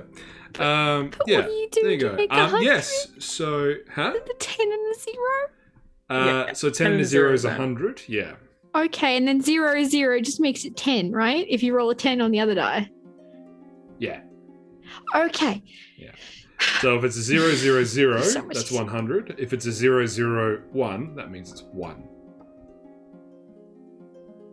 That makes sense. Okay. Yeah. We'll figure it out. It's Yeah, fine. It's fine. But 48, yes, that's within the threshold. So yes, Jin, you have definitely... well, with that, you've actually tried rock moss before. Yeah. You had it in an edible form, hence the licking. So you've definitely had rock moss. Jin's probably done drugs before as well, but like licking is the most common form of coming across shit. Yeah. So I'm up to you to flavor it however you want. Maybe it was at a recreational event of some kind, or whether it was literally just like, oh, what's that? And then just go on and lick a rock. But yes, rock moss is a very mild hallucinogen. Right. Okay. And how addictive would you say the substance is? Not very. No, it's So, kind of... Just a It's mild kind of hallucinogen. Yeah, that's it's it? something to sort of like help relax. It's something to help kind of like de-stress from like, you know, taking exams or like academic stress and that sort of thing, which is probably why, I mean, from what you've seen about this house so far, there's a lot of plants, there's a lot of moss. This is something that probably is quite common in this area. In small cases, it can be quite a heavy hallucinogen, and especially if you're not used to taking it, it can have very adverse effects pretty quickly as well. Like throwing up or... Could be throwing up, could be seeing your nightmares before your very eyes, somewhere within that kind of spectrum. And no, unfortunately, Cloud, there are no rock moss brownies. Sash. Moss brownies just sounds weird as well. We'd have to scrape it off the uncomfortable. rock in order to Yeah. make it work. But anyway. Yeah. Well, in that case, knowing what it is, having seen Ariel do this, Jin's probably like, considering it's a very, very small, mild thing, Jin would just be like, Jin is very conflicted because on the one hand, Jin does not want you doing this. You are pure and good and should not be doing drugs. On the other hand, why the fuck would you do it without Jin? Oh, God. Jin is very stressed in this place. Well, this was I just start. Do you want some? It's probably a bad idea because Jin has to do an exam soon. It's a very bad idea. Quit. I agree. No, thank you. Jin wants to. Jin wants. All right. Well, Ariel has to go now, and then all the students around are like, no, I have to go with friend, and hands back the little toque. While she's doing that, can Jin's sleight of hand, because I don't trust Ariel right now, being fucking coked out of her mind. Can I sleight of hand, like fold up her like little thing and pop it in a pocket or something like that, her bag? You want to do what, her pass thing? Oh yeah. I want to sleight of hand that onto a person so that she doesn't like do something dumb with it accidentally. Would that be okay? Yeah. Yeah, that's fine. All right. And yes, I'll got give the it joint. Sorry, thank you. That's the word I was looking for. You take it. I'm a massive druggie, obviously. That was a 19 plus 6, so a 25. 19 plus 6, Nice. 25. Yeah, that's you barely even realize you've done it. Shit, where is... Oh, yeah, right. You here before. All right. And then you can see the impatient sort of Torek and his assistant sort of standing there. He's like, well, shall we get on with this interview to see whether you'll be getting a hall pass? Well, already takes hers out. This goes, don't need it. Got this, right? Well, Jin would like to become a student of the school. Jin has a hall pass now because Miss Morgan gave that to us, which was very nice of her.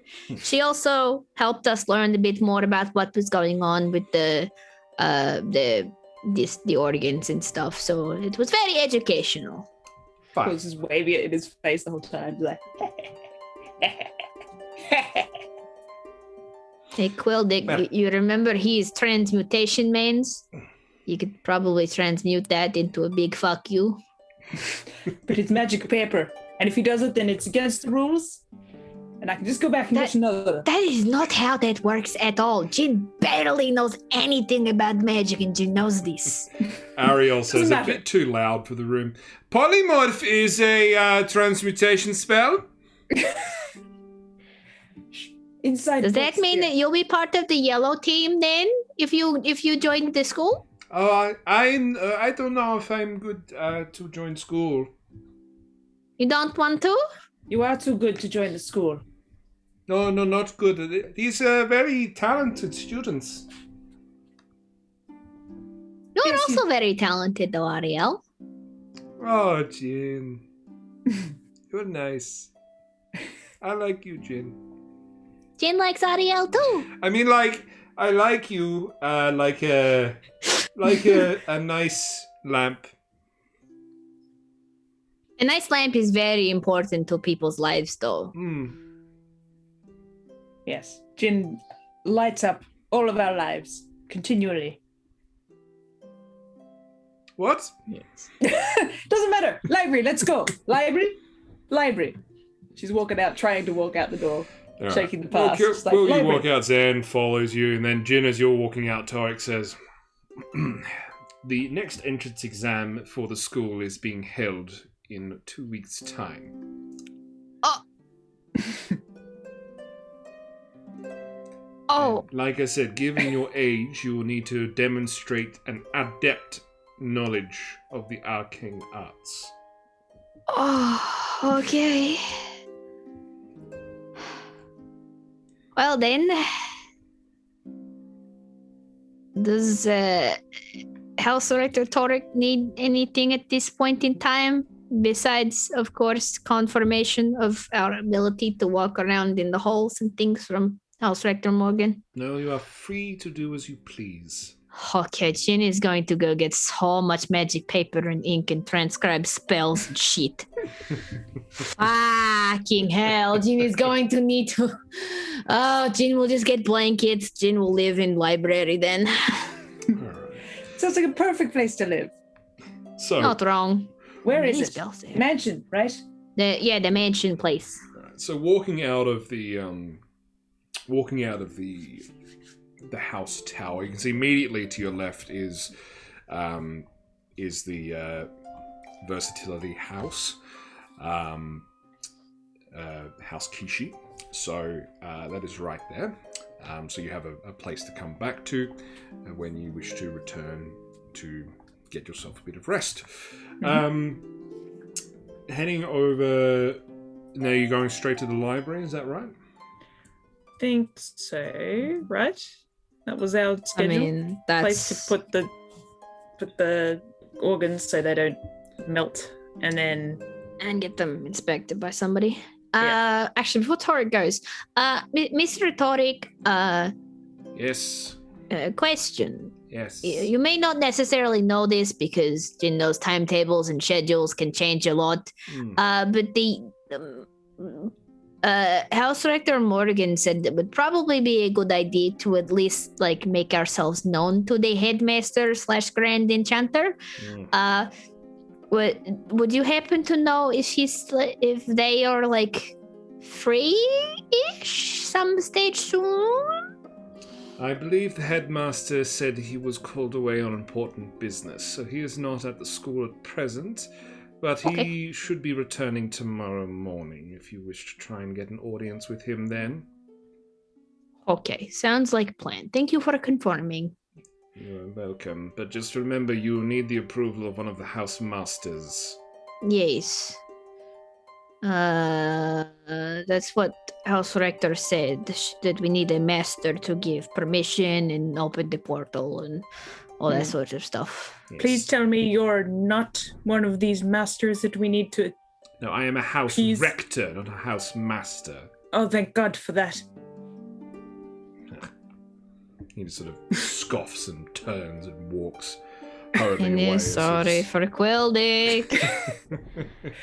Just don't like him. He's got something. Really? Too Jin far couldn't somewhere. tell. Okay, library time? Yes, library. Perfect. Okay. Is Tarek out of He's out of earshot. He's walked over Earshot. to his house tower and walked inside. Perfect. Quill's gonna keep her voice down and try and whisper to Jin as they're walking to the library. Quill's gonna say, Grandmaster, I keep getting this idea in my head. You know the enchanter that we met at the pub a while back before we started this big long journey? The one that made the boots? Yeah, the one who helped teach me? Yeah, I've got this horrible, maybe not horrible, but just maybe it's my wishful thinking, but did he say that he was a grand enchanter? He said he was an enchanter. He never said if he was a grand enchanter or anything. I don't know, I just have this... That would be the pink purple feeling. house. Was his robes pink purple? No, he had a light kind of very... I thought it was like a very pale blue, wasn't pale it? blue, yeah. Like a sky blue sort of robe. Like the same blue that the Moldius house is? Or like... Modius has more of like... It's still in like... It's somewhere between a royal blue and that sort of colour, so it's a little bit deeper than like a sky blue. Okay. Yeah. I just can't help but have this feeling that, you know, and especially when Tarek said that he's out on important business. Well, he could be. If he is, then that means at least we know he's not an asshole. True. And that means that we can talk to him with some form of familiarity without having to go through the whole thing all over again. They didn't really like me too much. I don't think maybe that's because I came off on the wrong foot with him to begin with. I think I was a bit stressed. I think maybe he was more kind of like indifferent to you. Jin thinks that maybe, just maybe, Quildick does not like indifferent people because it rubs Quildick the wrong way. You don't understand what indifferent is, like what they are thinking. So as a result, you get very aggressive very quickly. What do you mean aggressive? I'm not aggressive. I'm wonderful. You take that back. I'm great to be around. Yes, you are. But sometimes the impression you give other people is aggression. True. An aggression impression, if you will. I like that alliteration. It was pretty good. I'll try and remain calm. Remember, these are mages. They have been told that they are special, and they believe it. And a lot of them very much are. Some of them are dicks about it, though. There's only so many times you can, laugh off being called names or being tossed aside. Like that. Tossed aside like an old jacket. Like a jacket that's too warm. All right. Okay, library time. Jin is probably gonna spend like so much money buying spell shit, maybe, unless it's free. If they need help stacking the shelves, if you do some honest work, they might give you some books for free. There's not enough time for Jin to studies. He said adept. What does adept mean? Does it mean like really fucking good? Like if it means slightly above average. Yes, but like, what is adept to mages who have probably been doing this since they were like farted out into the world? Like, mage. Look at him. He throws fireball. Look at her fucking raising dead people. And I'm sure I've explained to you how babies are made. Literally 3 minutes old. Babies do not get farted out. Yes, they do. Okay. We'll find out. I'll find a book on that subject in the library. Jin? I'm sorry, Jin, they don't get farted out. Jin is in immense pain hearing that sentence come out of Quildick's mouth. Why? Jin does not want a book. Not about that. You don't want a book about that? No. Okay, good. Because I didn't want to ask where that section was. It always makes you look like a creep. Now Jin wants to ask and then point to you and say that it was your idea and you wanted smut. Okay, library time. Let us go. Not smut. Ariel. Ariel's sort of like looking off towards the dwarven young woman who you sort of saw in passing the way in, sort of like just going to town on this like training bag with a warhammer outside of the versatility house. You're just like, she is very strong. Yes. Very determined. She must really hate that bag. Possibly. Library? Yes. Okay. And she starts wandering. Ariel. Is this way? Oh, okay. Is it this way? Following Are we going the right way? Following the directions that you were given. It doesn't take you more than about 5 minutes to walk back over to this very elegant mansion that was described to you. It looks like there's a well-kept garden out the front and sort of a short iron fence that runs the length of the garden. And there's a walking path, small fountain in the middle of it, before leading to a set of very heavy wooden doors, studded, like metal studded through the door, but very heavy looking. And with a large heft, you sort of push open the doors, and Zan says, I'm gonna go to bed. You guys are gonna read stuff. Whatever, that's fine. But I'm gonna go. Do you want to find out? Okay. Find out where they make breakfast as well, so we know. Yeah, alright, I get some food. Alright. Perfect. Then she just walks. Heads back See ya. the other way.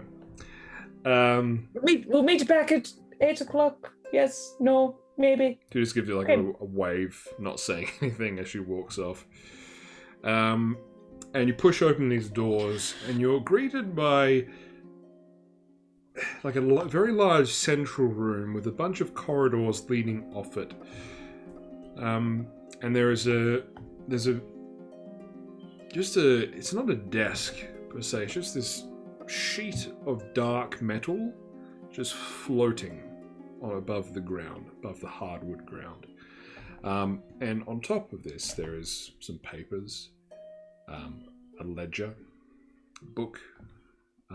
So it's acting like a desk, but it is just a floating piece of metal, completely sheen and perfectly cut. And behind this desk is a slender, well-dressed drow man. Nice. With sort of shaved, kind of like undercut, like shaved head, and back and a bit slicked back on top. Piercing silver eyes, and seems to be holding himself with a certain elegance as he's sort of stirring his tea with one hand, using mage hand, and then flicking through a book with another, as he notices you approach. Hello. We're allowed to be here. She holds out a pass, kind of hands the opposite to the librarian. Grab behind the desk. She's like, "Is it okay? Are you open for business?" Yes, we are always open. House Rector Morgan said 24/7. True. Always. I'm always here. Whenever you Perfect. So if it's all right with you, we're gonna have a bit of a browse. We're very interested in the history of the place. Oh, Jin is interested in many things in this place, let Jin tell you. Yes, Jin's studying to be an adept mage to join the exam. So if there's any particular section that's suited to that area of expertise, that would be great. Oh. If you could point us in the right direction for that. Maybe the student handbook might be worth reading. Okay, is there a specific place that would be best for Jin to find this? He just sort of reaches behind him on one of the shelves. Here you are. Oh, thank you. Jin is going to learn this shit out of you. Also, Jin has a couple of scrolls that Jin would like to transcribe. Specifically, at this point in time, Jin has 3. Jin was looking to get some magical like papers and some magical ink. Would this Jin was told this would be the place to go. Would you be able to help Jin with this? Absolutely. There is actually quite an intriguing device that we have in one of the side rooms that should make that quite easy for you to do. You see, obviously we have a lot of students here that wish to transcribe spells. And there is only one of me, so having someone to exchange or help them write can be quite the task. But there is something that was invented by one of our students of Azarath. There is a device in that side room over there that'll let you deposit gold value into it, and then will produce the materials required to transcribe that spell of the appropriate value. Okay, thank you. It's very helpful. Very handy. Man, she loves this place. Wait, so technically, if I put in, say, she's getting a bit excited by this concept now. She's doing what I'm doing now. She's got her hands on the desk like this. She's like, so if I put in, say, like 3 gold and ask for a muffin, will it get me a muffin? No, dear, not exactly. The device purely works for creating materials in which to transcribe spells. And as far as I know, muffins might help the user while transcribing spells, but will not actually be part of the process. Well, that's a missed opportunity. You know, you and I, we could start a business with this technology. You know, rather than having to go all the way, you know, imagine you're a student, you're a stressed out student, you just really want a muffin, but you're in the middle of the library and you just need a snack.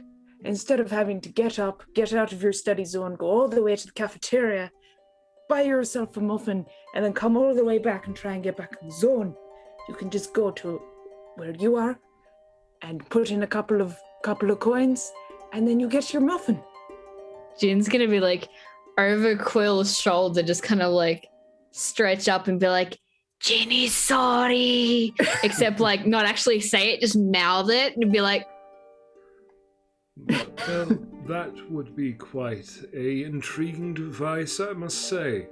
But there is a tea and coffee station over there as well, which seems to do the trick without all the rigmarole. Oh, well, I guess that'll do for now. But, you know, if you take that, then and turn into a millionaire, then you can thank me. I'll be sure to thank you in my acceptance speech. Just with a muffin. That's all I ask for. Okay. I like blueberry muffins. Sure. Well, aside from the student handbook and the materials required to transcribe spells and scrolls, is there anything else in particular I can help you find?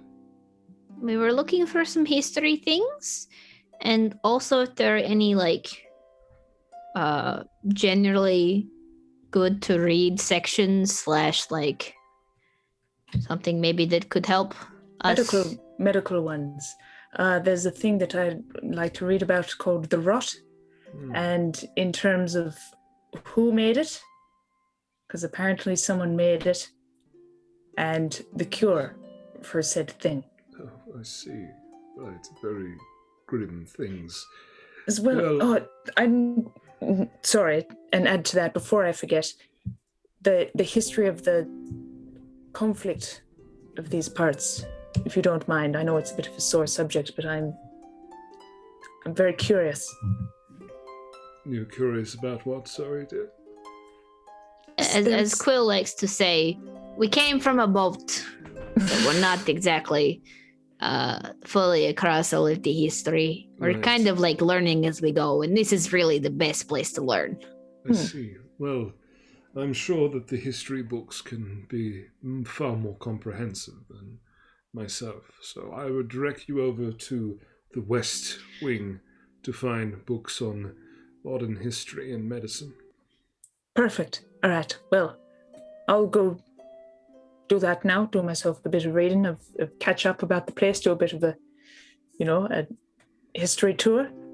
And what would you like to do, Jin dear? Do you want to get straight into the student books, or do you want to help me do a bit of speed? Jin's gonna transcribe first, because otherwise Jin will forget to do it and then never do it, and then Jin will never have these spells.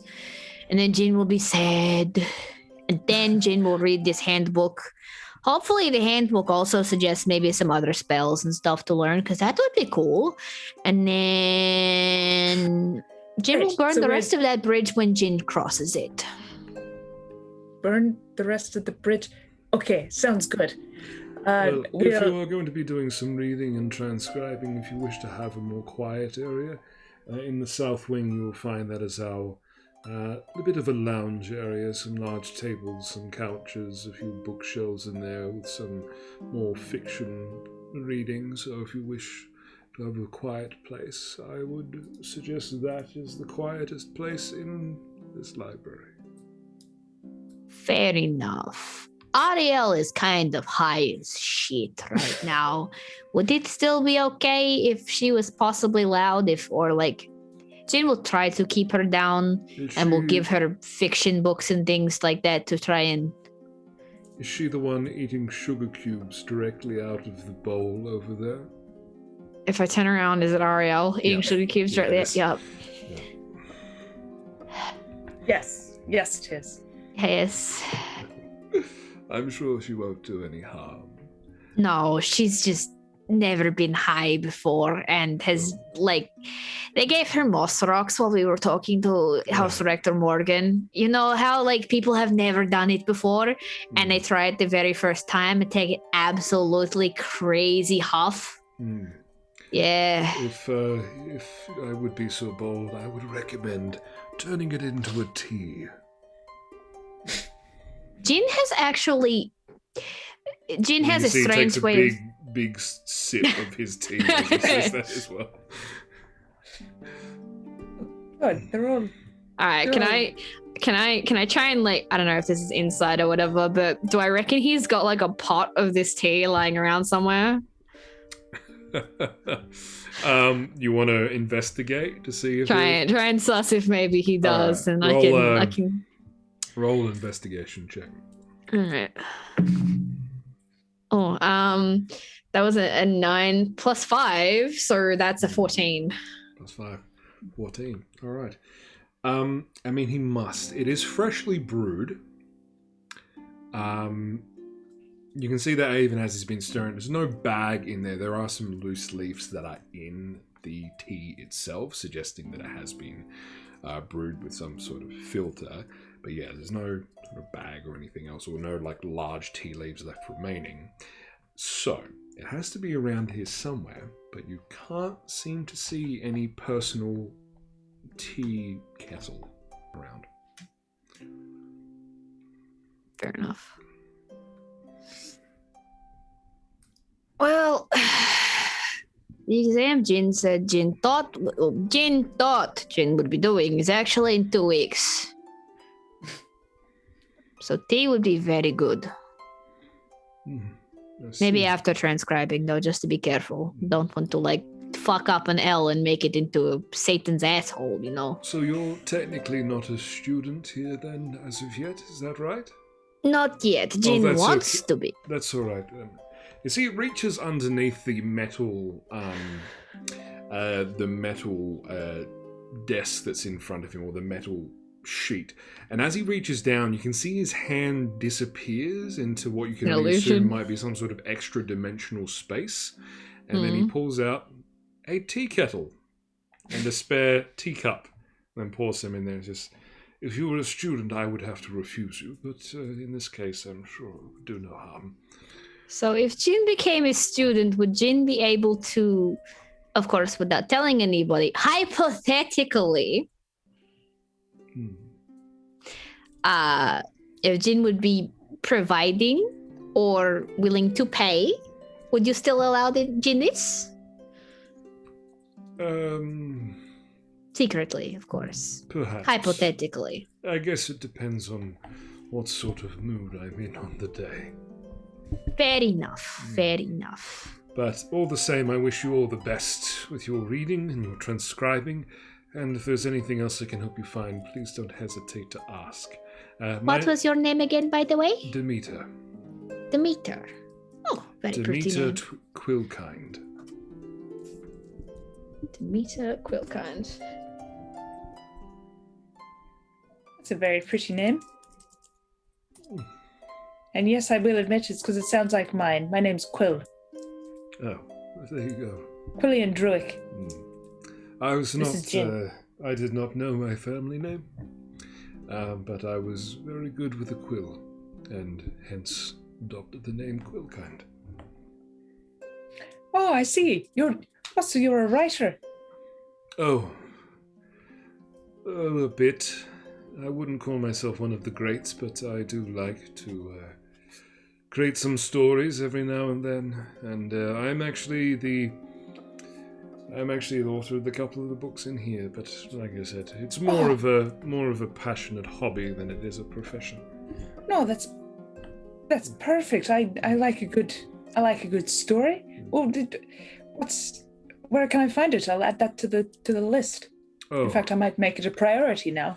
Well, there was a book of poetry I had published. That was Lady Scarlet herself, if you would believe, gave it a thumbs up. So, yes, I'm quite proud of that one. You'll find that in the sitting area if you wish to peruse. Perfect. So, sorry, Ariel was doing something in the corner there. What did you say? Your Ariel, can you toss Jin a sugar cube, please? What did you say your poem was called again?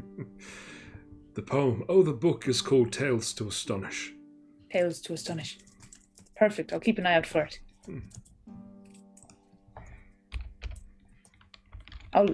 How's this? I'll come back. I'll give you a review. Quillian review. Oh, lovely. But if, not to sound rude in any way, but if the amazing Lady Scarlet has given me a thumbs up, no other review truly matters to me. Is this Lady Scarlet who's, pardon my ignorance, is she some sort of fellow writer? Oh, you are really not from here, are you? No. Both people. I would look at the signature or the signing name under most of the history and storybooks you see here, and I'm guaranteed you'll see her name. Ah, Lady big Scarlet hotshot. is a brilliant woman, beyond comprehension in a way. She seems to have existed for hundreds of years. I'm not sure if she's still alive now, but when she gave me the endorsement for that book, but she was certainly full of life. She has Perfect. documented the stories, tales, history, and mythology of these lands for hundreds of years. Intriguing. Well, that's good. I'll definitely get her opinion, or her side of the story at least. Yes. Very intriguing. Well, good luck to you all. I will remain here, and I hope you enjoy your tea. As soon as Ariel would give me a sugar cube, please. She brings the whole bowl over to you. Oh, thank you. Wait, does she? No. Because, like, if it happened, Jin would deal with it, but, like, Jin would just take two and pop them in there and be like, Jin's not going to let you have this tea. Jin will get you another tea. That is definitely There's a tea and coffee not station this over kind of here. tea. If you follow me. Yes. Well, she was I just don't- there, yeah. She knows. Do they have any muffins Sure, but over that there? she's high as shit. Who knows what she knows anymore? There is some biscuits. No real muffins out at the moment. But yeah, there's some nice looking biscuits. And you can see she sort of starts making herself a coffee. I think I need to... Does anyone else want coffee? Jin has tea. Thank you, Yes. though. I'd love a coffee. Alright. I'm sure I'll find you. You go take a seat and I'll bring it over.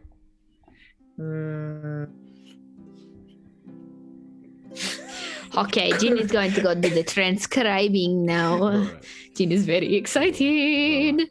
So what we might do is we might do the transcribing between sessions, just so you can like get all the prices and how much gold you need to pay and which spells you want to take across and all that kind of thing. We'll do that between sessions if you like. Easy peasy. Just to save on time. Mhm. But yes, we'll say that you spend a few hours at least doing that first. But I will also get you to roll a Constitution saving throw while you're drinking this tea. Make sure you don't pass out. Hang on. Like, by the way, if Jin is affected and is aware that they're affected, Jin will just be like, and probably just read the handbook while like high, Well, and then actually start physically transcribing when not high anymore, because Jin is experienced enough in drugs to know that that's probably a shit idea. Fair call. Oh, that was actually a decent Constitution roll. 16 plus 1. 16 plus 1. Awesome. You have advantage on wisdom saving throws for Yeah. the next hour. You can go. Nice. Not that that matters, because I'm literally spending the entire fucking hour transcribing and shit. Yeah. All At right. least you know that's what it does. So we'll say that, look, we won't work out the full maths. I'd say that, look, if it's multiple spells, it's going to cost an hour per spell. So we'll say that roughly it takes you up to early evening to finish doing that. Okay. Meanwhile, Quill, now, which book or which piece of information would you be trying to gather from your reading during the time that Jin is doing her thing? Well, I want to try and piece these bits floating around in my brain together a bit more in terms of what's happened up to this point. And they may or may not be connected, so it might take a long time. It might be really easy because it's all connected, but I don't know that. Pretty much the three things I want to try and find information on is first of all, the rot, keeping in mind that not Lady Scarlet, the house rep said Morgan? that Morgan, that's the one. Morgan said that there was a group that created the rot and also found a cure to the rot. I want to try and get as much information about. I'm going to put that all in the basket of the rot, in the rotting basket. The rotting basket, yeah. Yeah. Okay. So I want to find out about that, in particular, those three things within that bracket. Okay. And then in terms of general history of the place, I want to find out about the conflict, namely about the conflict to do with like the dwarves and stuff. So we know about the highways and what caused them to freak out. Okay, yeah. And then in connection to that, because she remembers about the silver dragon being trapped and how the silver dragon was friends with Azureth, I think, which is one of the house guys. Moldius. Or Mosius, which is the blue. Modius. Which is the blue house. Modius, then. So that whole it's conflict. Modius, no Modios. Modius. Not the moldy man. I can't believe that's the only second. That's only the second Harry Potter reference that's been made so far. I'm proud of that. We're avoiding I thought you were making a Quidditch reference with the. Yeah. No, I was going for like the Leviosa, not Leviosa. No. Like originally with the oval. Oh, but yeah, I really would have liked it if you guys went over there and had a look, but you didn't, so that's fine.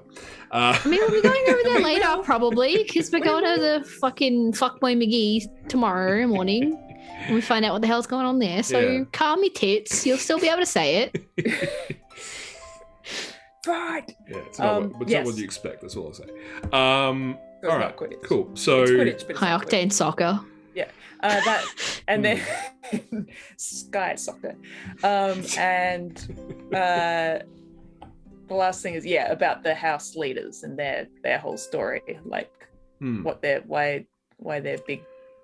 Right now, would you like to find out that information within that order? So the rot stuff is most pressing, then second most pressing is the dwarven stuff, and third most pressing is the history of the school.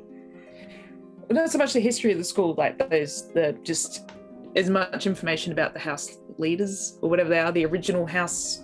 I don't know what to call that's them. kind of the history of the school, sort of, but yeah. I guess so, yeah. Right, but not about, the architecture and the buildings and, the fancy pants shit, but just the straight up and down why they built a school.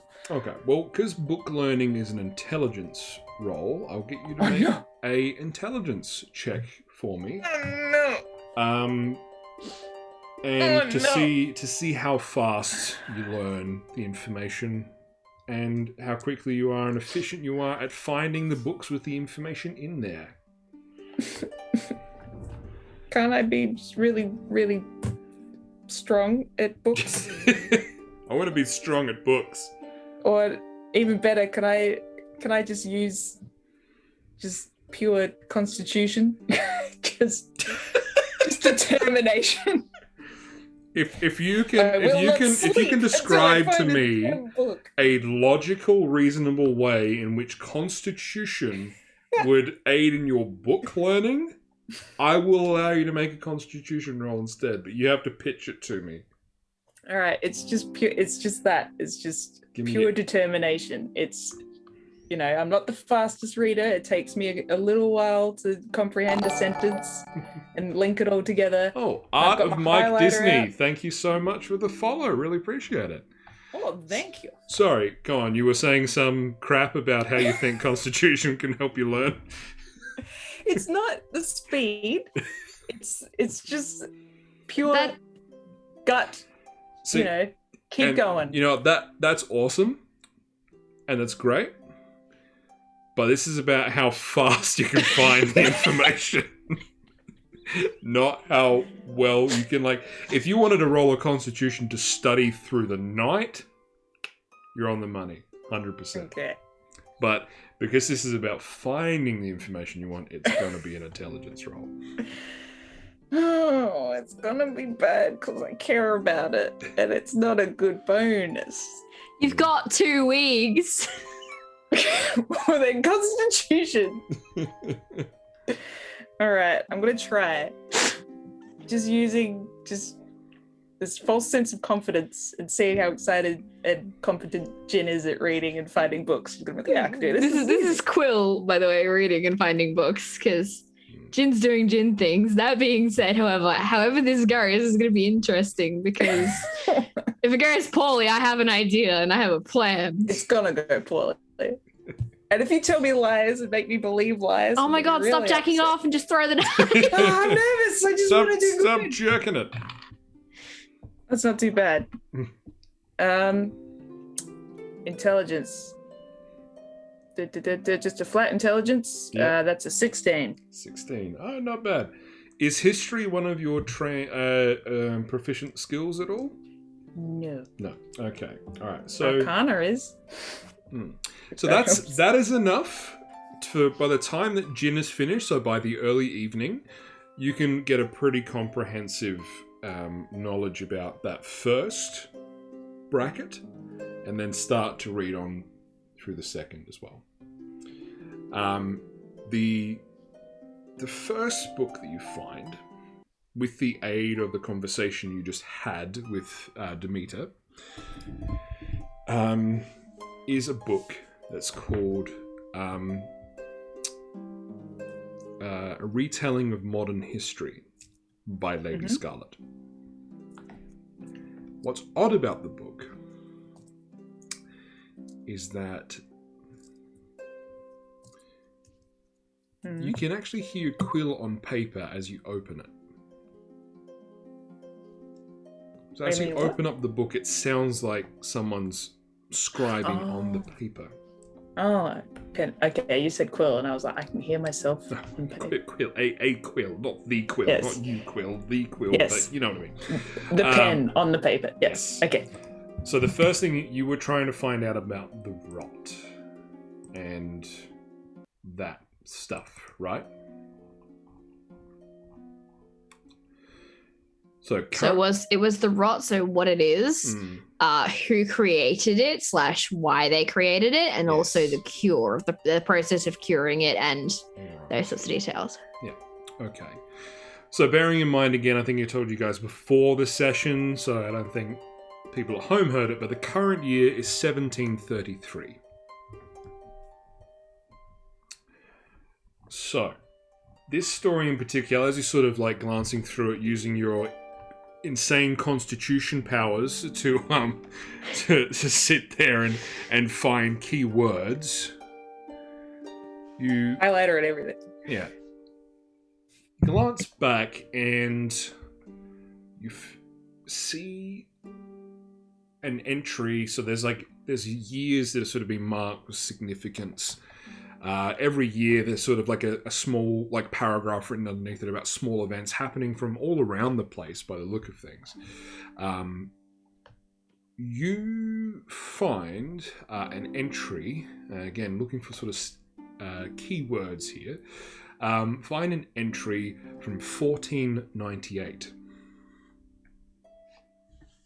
And to save you writing this down, if you do want me to send this to you, I can. But I'll read it to you for the purposes of knowing now, but also for other people. Yes, please. Otherwise, you hear this as I'm trying to viciously write what you're I'll send saying. it to you. Yeah. All right. So, 1498, the Storven, or the Storg, as you've heard, not seen any yet. Probably seen a couple in passing, maybe when you first arrived, but haven't really had too many encounters with yet. The Storg arrive on Corterra, establishing themselves as a domineering military power, but oddly brokering a peace treaty, with the High Council of Midrest. Their landing point is now known as the town of Peacebroke. The Storven, over the next few years, did expand their territory and start to erect an industrial city known as Jawhold. And it has in there some descriptions of something that you can't even put into your own imagination, which is a description and even a very odd drawing of giant steam engines, which are these like massive, what looks like to you, it kind of looks like this large furnace. They're walking around on like spider-like legs.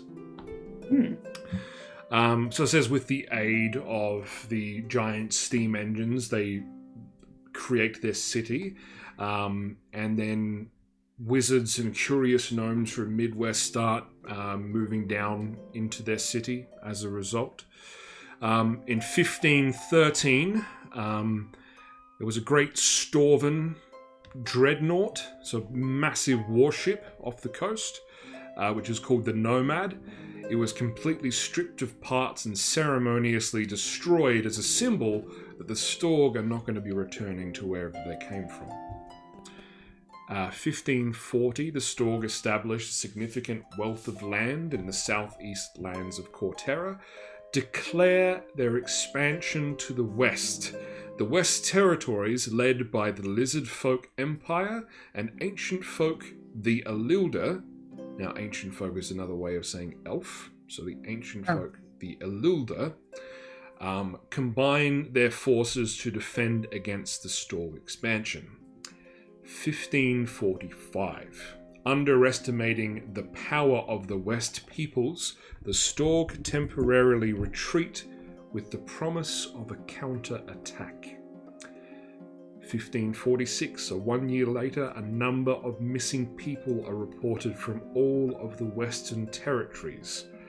Word of the Southern War reaches the Seong Empire, which were Mitsuguri and Enna were from.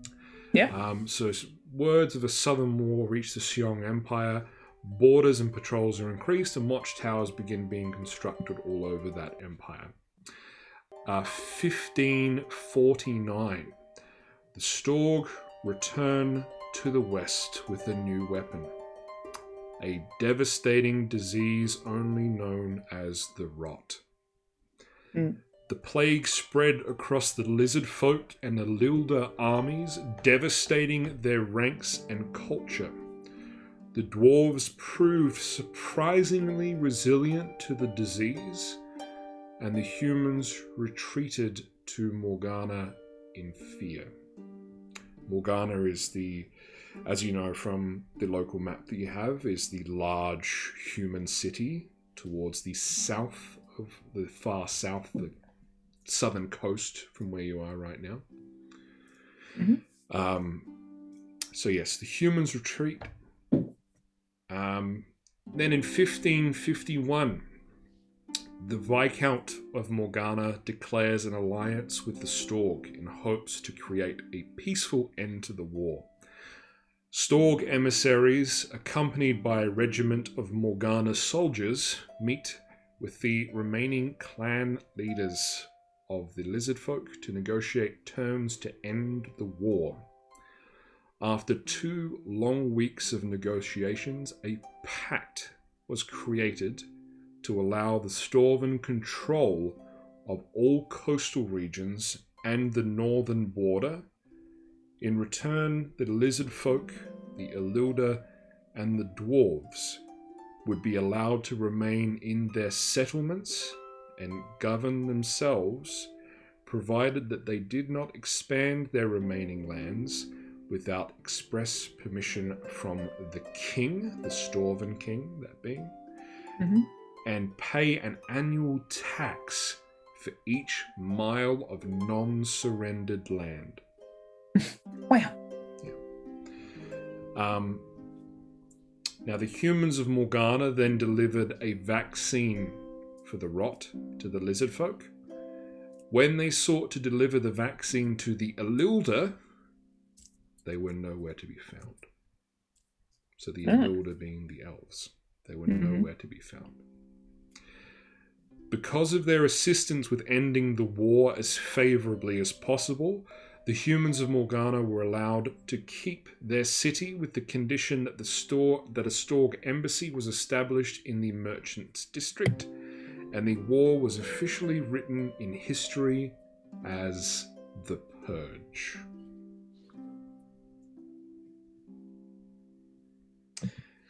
So, that is a modern retelling of the history. There are a couple of notes beyond that as well, again sort of scanning for a couple of key words. You find that the Storg actually didn't fully recover from their war effort until 1605, so over 50 years later. And they begin expanding their city of Jawhold into a metropolis. And then southern Corterra in 1605 was then officially established as the Kingdom of Jorah. Storg embassies, outposts, and border towns are constructed throughout the kingdom. So, it being the year 1733, and this happened in 1605, so it's been about 130 years-ish since this was actually called the Kingdom of Jorah. Ah, okay. Yeah. Yes, and then Jawhold in 1630, so about 100 years ago, Jawhold officially becomes the largest city in the history of Corterra. That's the continent you guys are on. And rumors of war start circulating in Honasha, which is the one of the capitals of the Xiong Empire. And allegedly, spies are sent from the Empire to gather information and to keep an eye on the expanding kingdom of Jorah.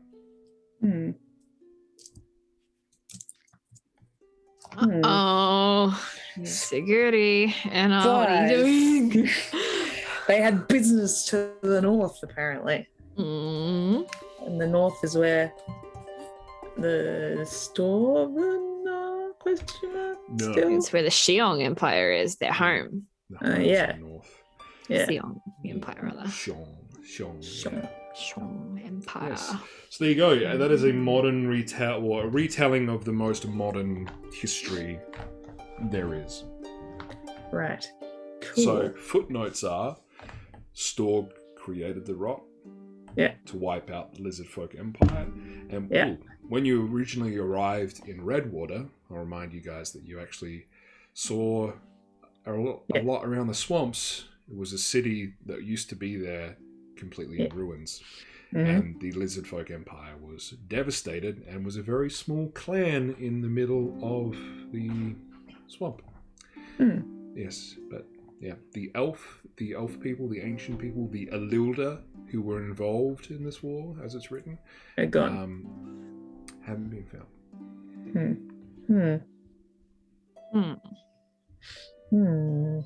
Okay. What about, did I find much about the cure, though?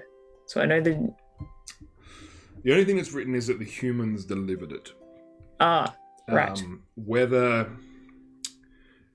you want to read into that as the humans made it, or whether you want to read into that as the Storg gave it to the humans, I'll leave that open to interpretation. But all you know is that the humans delivered the cure to try and show the people of the land that they still wanted to be their friends, but they also wanted the war to end. Okay. Yes. That's a footnote that I want to keep in mind. I would be like, I have a feeling that if we find, but humans don't live very long, so it's not like we can find a human that is 100 years old, or can we? Or maybe someone on the human side. Anyway, doesn't matter. Certainly wouldn't be anyone that old alive. Like, they'd be, They'd be undead. 130 something at least, more. 150. No, 180 something. Yes. So that wouldn't work out. However, given what's suggested there, it sounds like they would have been given it because they were like, "Nah, fuck that. We don't want none of this shit." Not knowing if they'd be affected or not, but yeah, we'll see. We shall learn more. We shall learn more, sire. All right, cool. I guess that's it. So after a fair few hours, you get through that. Yeah. You start reading about the dwarves. It takes you a while to find a good book. You eventually do find one, and you start reading through it. Yeah. A couple of footnotes of information you get is that you find out that, yes, in 1399, that's when aberrations appeared in the Underdark and were devastating the kingdom. They were driven out from the kingdom eventually in 1448, so they were at war with these creatures that appeared in their kingdom for almost 50 years before they eventually fled. And you also find out that the Drow people, the Underdark, were enslaved or indoctrinated, captured by the aberrations to help fight against the dwarves. Oh. But not all of them were. So they were actually helped by a now goddess called Evandra, the Queen of Daggers. So they were the ones that were the the indoctrinated drows being helped, or the non-indoctrinated drows? Yeah. What was her name again? Evandra. Evandra. Yeah, so EVAN. And DRA? Yeah, Evandra, the Queen of Daggers. Help the non-indoctrinated drow escape. Flee to the surface. Yeah. Not space. And then a bit of a sad story, but the Free Peoples of Midrest Commonwealth help the drow to establish a colony, so the drow actually exist on land in the Midrest Commonwealth. So there's a good quantity of them who live on the surface now. But Evandra's mortal body died in the process of helping them escape. So her body was laid to rest in the Commonwealth as well. And she was a giant god. Hey. Given the name Queen of Daggers as she used what was normal size weaponry of the aberrations in her own hands, which was the size of a dagger. Makes sense. Yeah. So, you get through that, and then the dwarven girl that you all saw before plonks a hefty stein down on the table in front of you, Quill. The one that was beating the training dummy senseless. It says, "You're reading something interesting there, dwarven history." Oh, yeah, just catching up on a couple 100 years past, Hey. It's quite interesting. It's quite a sad but yet intriguing tale so far. Oh, yes, it is. And no, it's not a great fun read, I would say. No, not from what I've heard. It's quite sad for everyone involved. Yeah. Do you have you have family that, are you? How am I? I'm sorry, I'm not. I'm a bit tired. I've been here at it a while. Are you? Are you okay? Yeah, I'm fine. I just popped in to do a bit of light reading before a bit of a test tomorrow. I'm fairly new to the magic thing, but Dad always said that you gotta be as strong as possible and prepared for anything if we ever want to take back our home. So, here I am. Oh, your home? You mean the kingdom underground? Aye. Ornan Toll. Ornan, what, sorry? Say it again. Ornan Toll. Ornan Toll, the name of your kingdom, right? No, that's the name of the city. Oh, okay. I think I saw your face in the courtyard before. Are you new here? Oh yeah, I've got a pass. Do you want to see? I haven't snuck in. No, I'm no official. I'm just a lowly student, an apprentice. Yes. Oh, but you've been working hard. You're gonna earn your place. Oh, like your dad said. Eventually I'll get there. I hope. Otherwise, I'll just become a groundskeeper or something like some of the other D students. Oh no, I'm sure you've got your heart and your head set on it. You'll get it done. Make your papa proud, right? Sure will. Yeah. No, Ornan Toll, yeah, that's the city that you probably saw that big cave as you came in. Yes. That was that was the entryway to Ornan Toll a long time ago. I mean, it's miles below ground, so it's a fair wander, but yeah, that's where our largest city was. The start of our highway empire. Ah. Well, we did, you're right, we did notice that on our way in when we were stumbling around, looking at everything like stunned mullets. Oh, right. But I noticed there's a very tall statue at the front as well. Do you know something about that? Oh, the statue of Azarath. Yeah. Do you know much about that? No. I'm not great at history or that sort of thing.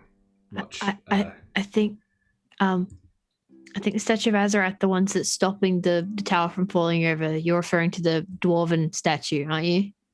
Yeah. Yeah. Oh, that statue. Oh, thank you. Oh, sorry. So I was just like, hang on a minute. Nah, I'm fairly sure we're still on the dwarves here. Yeah. Sorry. The thank you, very burnt out statue. lady. Just coffee upon coffee, big drooping eyes. I'm assuming Jin has after expending all this energy writing spells down. Jin's probably just gonna drag all the papers over and just kind of like slam it onto the other end of the desk and then just like kind of flop on top of it and be like, fuck these new spells though, which is cool. Jin has no idea how they work though, but still new spells. Oh, get there. Do this. Keep going. Power. Oh, no, that was just an entry point. The statue sort of marked it as the entry point to our kingdom. No real significance. So is entry point? Aye, yeah. I mean, it's nice. It fell a long time ago. Yeah, Jin thought so. We came across another entryway, like a while ago in Bleakwallow. Bleakwallow. Yeah. Oh, Big yeah, water. another place. Yeah. Yeah. They found the way in because they like excavated the mine down into that spot. It was as everything is apparently today for me, Jin being Jin. Hello, Jin's name is Jin. It was a fucking experience to say the least. Also, fuck that guy. He was an asshole. Right. It seems like it's very. Yeah, it's all very intricate and very interesting. And if we can have a... So, you said that your father is planning on taking it back. I'm assuming it's from the aberrations, right? I don't know. It's been such a long time since anyone's really been down there. You know, He enrolled me in the academy because he said he wanted me to get strong. But, ever since I've been here, I've just wanted to get down there, have a look, just see. Because... No harm in taking a bit of a look, right? Exactly. Our people fled to the surface so long ago, and it's not like the aberrations have come out or seeking anything. So I'm thinking, are they just down there? Did they go back to where they came from? Did they die? I don't know. Jin is suspect of that. Only because if Jin was Jin is an asshole, but if Jin was a mega asshole with unlimited time to do whatever the fuck Jin wanted to do, and an army of crazy fuck off aberrations that apparently have portals and shit, Jin would probably set up the entire underground place, knock everything down so no one can come in, and harness everything that is down there, because Jin has done this much information learning about it all, but apparently there's a fireworm and shit that's pretty cool. If Jin could get a pet fireworm, again with the pets. Okay. Jin has slight obsession with pets, yes, but think about it, Quildick. These things quite literally would snake through the ground. They were big worms. Imagine using that as a battering ram, or worse. You could fuck up some good shit that Jin wants to do this so bad. Yes, but I think the point that our Being new a good person is hard. I think the point that we're trying to make here, Jin, is it's strange that there's been reports that history tells us that there are these horrible creatures down there and they haven't come out. So they could be biding their time. Don't forget, there was a war. It could have taken a toll on them. Maybe they don't like sunlight. That's also a possibility. They physically can't come out here because they'll die. So come out at night. Or when it's really fucking cloudy. Maybe. I think that's the curious thing. Is if we find people. That's the thing. I mean, we're right. I mean, this is not the only entrance to the caves or to the place that leads down into the Underriver. This isn't the first and only place to do that. But even so, if something like a scout or something were to come to the surface and have a look, it would have to come through into the academy. We haven't seen anything. Yes, but why would it come through the academy though only?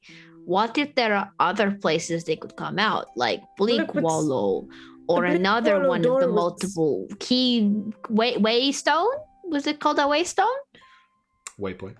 Yeah. Thank you. But the door for Bleak Hollow, when we went in there, the door was sealed shut, right? Yeah, yes. It also had a crazy motherfucker in there.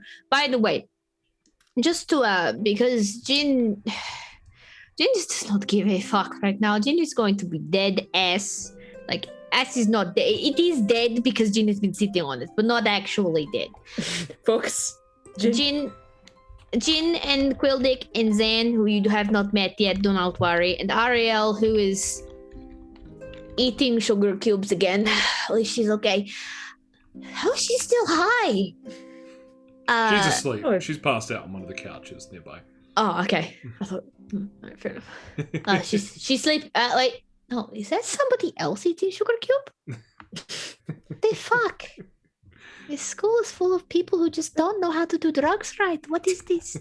Anyway, not the point. You did have a whole. We came across when we went there. There was a lock on the door. It was a magical lock, and it was to keep what was inside. So it is possible that someone locked the door later after this event, and all the dwarves left. However, this dwarf was a priest to Daphne, and ironically enough, there was Hail to Daphne on the door. And then, but he was strangely changed Right. Like real strangely. He used his hair, like body hair and beard and like hair and like ew. Ew, didn't realize what other kind of body hair they could have been. Ew. Ew, Quildick, you got touched by that. Ew. Ugh. Point being. So there was a strange man in a cave that had been locked up. I get that. And maybe that's the case. But what I'm saying is that we don't know.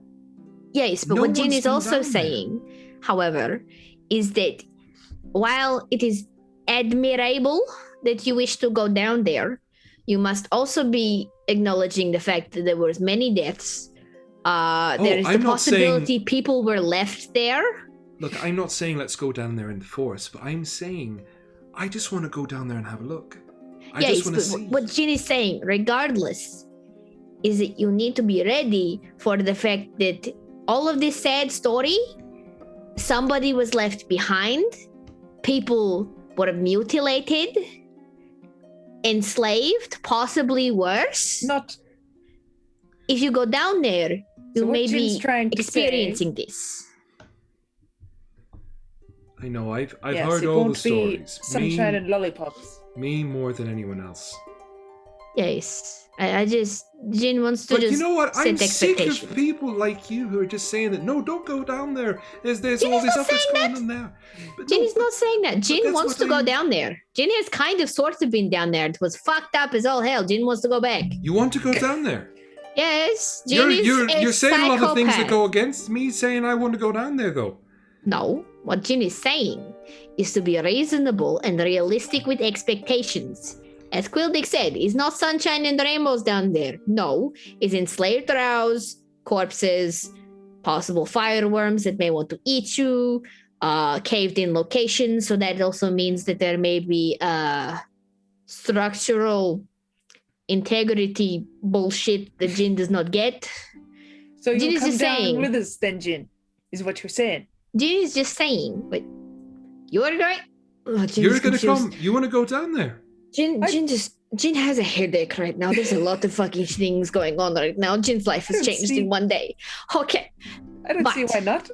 Jin is happy to go down there. That is fine. Jin will do whatever. But Jin is setting expectation that there is no point going in there, assuming it will all be okay. I'm make not sure that we assuming it's aware going to of be all the okay. Possibilities. But That's all. someone has to do something. Just needs to find out something. Well, yeah. I just need The to. place was a fucking like if you get all of the technology from the future and like put it in the past, that was that place. Because those guys were your ancestors, respectfully, were fucking bullshit insane. It was great. I'm sure. He needs What? to. Well, think about it. To create a giant kingdom that had underground highways requires a lot of like thought. There's a lot to go into that, and there's no doubt that they were very, very smart in how they did that. I.e., there is Grellhaven, and hello, there's a door to Grellhaven right there. It is important place, yes. My dad used to tell me about these things that some of the dwarves had. Something they invented to help fight back against the creatures. They called them grudge breakers. I really want to get my hands on one of those. What is? Oh. Well, it was like I've seen these things that some people come around with sometimes. These firearm, they're kind of called firearms, little things that fire out lead. Oh, It was like one of those, except it yes. shot like a lot of them. It wasn't designed to shoot long distances, but it shot a lot of them that were in front of you. Like a big blast. A big Like blast, a big yeah. fire Jin has breath. found Yeah, a and that's boom they called it a stick. grudge breaker, because if you had a grudge against someone, you use one of those, then well, them and everything else and that grudge would be broken. That is Problem solved. quite fair. Ah. Jin met a guy with a boomstick, he called it. It was kind of like very, very similar to that, but except instead of lots, it was kind of just like one ball of big fuck you, you know? Like, and you would go bang, and they'd be like, Oh yeah, I why?" think I've met someone who's a flumberduss or something like that. Oh, a blundertrust. A blunder truss. That's exactly what it is. Yeah. Blundering trust. That makes sense. Blunder's trust, yeah. Well, you don't trust the guy with the blunder thrust because he's going to whoop your ass. You two want to go down. That's fantastic. When do you want to go? Just for a look. Well, tomorrow? You said you had. Didn't you say you had a big test done? What? Did you say you had a big test? Oh yeah, but I don't show up to a lot of tests, and that's fine. We can go tomorrow. What? Wait. What if Jin takes the test for you? What, my Eldritch Knight test? Maybe? Jin is not that kind of mage. Jin doesn't even know what an Eldritch is. Does that mean that you can... It's like, I'm kind of like an arcane knight, so like, my dad was a crafter, by trade. He originally was a warrior, but, anyway, he's a crafter now. And he made a lot of things, and I taught myself to fight, and he taught me some things as well. But he wanted me to come here to learn a bit about magic as well. Unfortunately, I can't really... I've got some skills, and I know how to read certain magical languages. I know a bit about spells, but I'm not someone who can just pick up spells and cast them as well as someone who dedicates their life to it.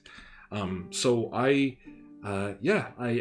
more of a fighter, if you will, but I can cast a few spells while I'm at it. Jin was like originally like a shanky shank, sneaky sneak kind of individual. And then Jin kind of like learned some magic, like the magic rock, learned water magic. The licking of the magical rock was not actually necessary, but it was fun. Right. It tasted weird. Right. Okay. I'm thinking, what? Because I don't want you to be upset, or for your dear old dad to be upset with you. So what? I'm trying to figure this out. So how long is this test for? This test is, I don't know, about an hour or something? Why are we focusing on the test? I finally found someone who has an interest in going down underground. You have no idea how long I've been searching for this for. That's the top priority for me right now. Fuck the test. Fuck the rest of it. I just want to go down in there. I'm just trying to figure out how we can have our cake and eat it too. Well... You can bring cake if you want to. I don't mind. Hang on. So here is the thing. Jin is trying to get into the academy as well. And that happens in 2 weeks. Right. So Jin is... we'll be back before then, I promise. Yes, but Jin is hesitant to piss people off. Right. Jin also intends to speak with the Grand Enchanter tomorrow. Yes. Because that is when that's happening, in the morning at some stage. Probably. That's why I'm talking about the test now. Okay, fine. Hang on, let Jin finish. Okay. Jin has an idea. Jin is doing a thinking, even though Jin has like 3 brain cells left right now. Is there a way that we can make Jin get into the academy using your test rather than waiting the 2 No. weeks? No. So, Alette... She is sorry, what is your name, by the way? Me. My name is Jaina Burnbraid. Okay, Jaina. Quilla, she says that. You've seen that name before as you were glancing through this book? Oh, yes. You flick back over a couple pages, Mm. and Burnbraid was the last recognized imperial line. Like royalty. Oh, royalty. So she's a princess. Dwarven princess. Yeah, pretty much. So, what Jin is thinking is, Jaina, you take the test so that at the very least, you can still be taught things and continue. Jen knows, hang on. They will teach you more things, and these things can also help you when you are down there. Don't forget, it's a pretty big fucky wacky down there. A lot of people had a war for like 50 years. It still might be pretty shit. All right. Now, what we can do is we can try and see if the Grand Enchanter...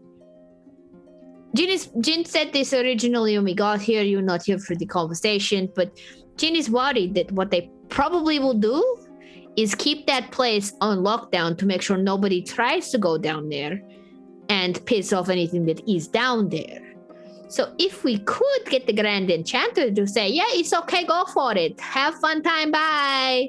Then we can do that without being worried. Okay, so I've got a plan. I've got a plan in my head. It's a great plan. So, I'll do my test. I'll get that out the way with. I'll ace it 100%, no problems at all.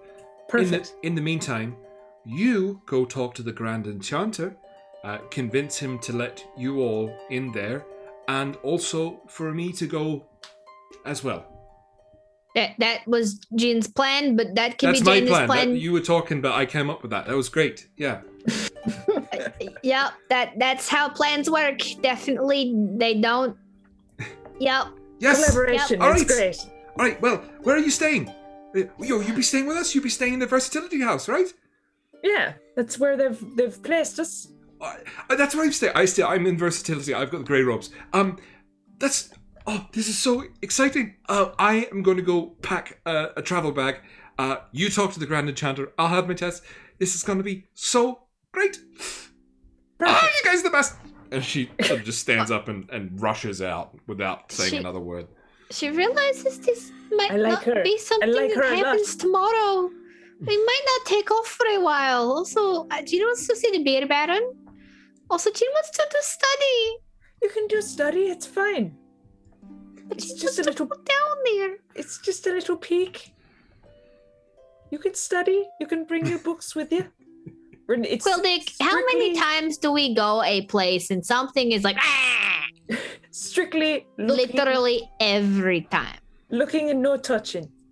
With the That'll be the exception of the golden one rule. time that we went to the hot springs, in which case you started shit. That being said, Jin also had a splash fight. It was very fun. It's fine. Everything Ooh. will be fine. Would there be hot springs or something like that around here, like a bathhouse? Maybe. Maybe at the There Grand- are. Jin is going to have the splashing. the splashing Absolutely club. slam dunk Ariel. While you guys are sitting there, can I please get you both to make a charisma saving throw? Oh, shit. Oh, the charisma. Charisma. That's my dice. You get a +2 because I'm assuming you're sitting relatively close to me. Yeah. Unless we've been yelling this whole conversation. I mean, I haven't been sitting yelling opposite personally. ends of the room for no reason. That was wait, that's a +2, right? Dirty 20 for me. Yes, +2 from my aura of protection. That's a 14 plus the 2 plus my 3 on the saving. So that's 19, yeah. Yeah. Alright, so you both pass, and you actually have a strange feeling like something's watching you. But nothing else is around in the room from what you can see. Nothing out of place. There is a burning hearth that's been there the whole time, keeping the room warm. Ariel is passed out on the very nice looking plush sofa. You two just finished this conversation with this very excitable dwarven girl who's run out the room. And you're sitting there, and as you're sort of talking with each other and getting back to a sense of quiet and normality, you have this very weird, strange sensation that something is watching. But then something sort of clicks and you realize that something, yes, is definitely watching you. You can't see where it's from, what's happening, but all of a sudden you feel that sensation stop. Like as if whatever had its gaze on you is no longer watching. The enchanter man's told Jin about this. That scrying, Jin thinks Jin just felt it. Someone was watching us. Then it starts to get really cold in here. Like real cold in this room. The kind of cold you haven't felt since you were out in the cold before you came into the academy. Rude. It's getting cold. Can I do a divine sense? Can I do a ping? A vibe check? Yes, what does your vibe check detect again, please? Presence of strong evil registers on my senses like a noxious odor. Noxious. Why can't I say that word? Noxious odor. Oh, okay. and powerful good rings like heavenly music in my ears. As an action, I can open my awareness to detect such forces. Until the end of my next turn, I can know the location of any celestial, fiend, or undead within 60 feet. That's not behind total cover. This is gonna suck as well, but as soon as that sensation started happening, Jin was gonna start trying to ritual detect magic. It takes 10 minutes and an action, but all the same, it's definitely gonna try it. Yeah. Well, as you start muttering some things to yourself, and as you ping after seeing detect the presence of any one of those things, you don't detect one of those, but what you do feel is the cold is getting colder and approaching you, and you start to realize the ground underneath your feet is slowly starting to shake, and you can feel something coming down a hallway just to your south. And when you look in that direction, you can see there is a creature approaching you. A creature that you have seen before. A creature that you encountered outside of Redwater. Jin's gonna stealth. An abominable yeti is awkwardly walking down this corridor in your direction. And before we find out the results of your stealth check, we are going to end the session there. So I can't roll ahead of time? Nah. No. Gotta roll. We will pick that up in the next session from there. Then you got time to plan, Frankie. Time to plans, man. All I know is it's an abominable yeti. It's an abominable yeti. Yep. Abominable. We let the yeti in the library. Panic. There you go. Panic at the library. Yeah. What a shit band name. Disturbance at the library. Disturbance at the library. Yes. All right. Well, that's where we'll end the session there. Some good news for you two. I don't think Kel's watching anymore, and I don't blame her. But for you two, you can find out now, and we'll tell Kel at some point. You guys get to level up. Yay! Up to level 7, I think you are now. So you get to level up. Sounds about right. For the next session, for this encounter with the Yeti. And I love leveling up. That shit's great. That's the good shit. That's what I like. Brothers. That's the shit that I like. It's the shit I like to hear. It's the hit I need. Ow. Oh, that's so bright. It was so dark and now it's wow, bright. that's real bright. Yeah, your face has gone translucent. It has. Oh, fuck. I actually have to... This is actually slightly inconvenient now. Because it's telling me to pick an arcane tradition, and I'm technically 2 weeks from finding out that shit if I become like a fucking... we'll see. Well, there's the other ones that are on there that are not necessarily from the School of Magic. Some of the Critical Role ones, I think there's one of my homebrew ones on there. So you got a lot to choose from, a lot to think about anyway. Was yours Blood Mage or Blade Singing? Blood Mage. Blade Singing is pretty damn cool, I will say. It's very cool. It was a... Yeah, they're real cool. But yes, we'll end the session there for tonight. You guys will level up before the next game. We will be back in a fortnight for those watching. Thank you all to everyone who came along and watched, who subscribed, because that's a thing that can happen to our channel now. Absolute chads. And also to the follow. So again, Art of Mike Disney, thank you for the follow again. Gun, thank you for the subscription, our second subscriber, which is awesome. Tiamat's Rage, thank you for coming along and seeing our Twitter post and then joining us tonight, and thank you for following. Mighty Marty TV, thanks for the follow. Liquid Snake, thanks for the follow, and thank you for the raid as well, really appreciate that. And then thank you to our first follow for the night, which was Chonchi Senpai, who was in the chat before. If you're still there, thank you again. Thank you everyone. And Senpai, I hope that this this taught you a little bit about the game and about absolute what lore dump that we got about, and maybe you want to try it for yourself at some point. But yeah, we'll sign off for now. Thanks again to all of our new followers. Thanks to our new subscriber, and we'll be back next week with an art stream on Wednesday. We'll be doing some character art, which is something we haven't done before. Some actual proper-ish working through some characters rather than just a bunch of random stuff props like we normally And then we'll be back in a fortnight on the Friday with this game. So, yeah, thanks again, everyone. I hope you have a great rest of your weekend, and we will see you soon. Bye-bye. Good night, good morning, good evening, good day.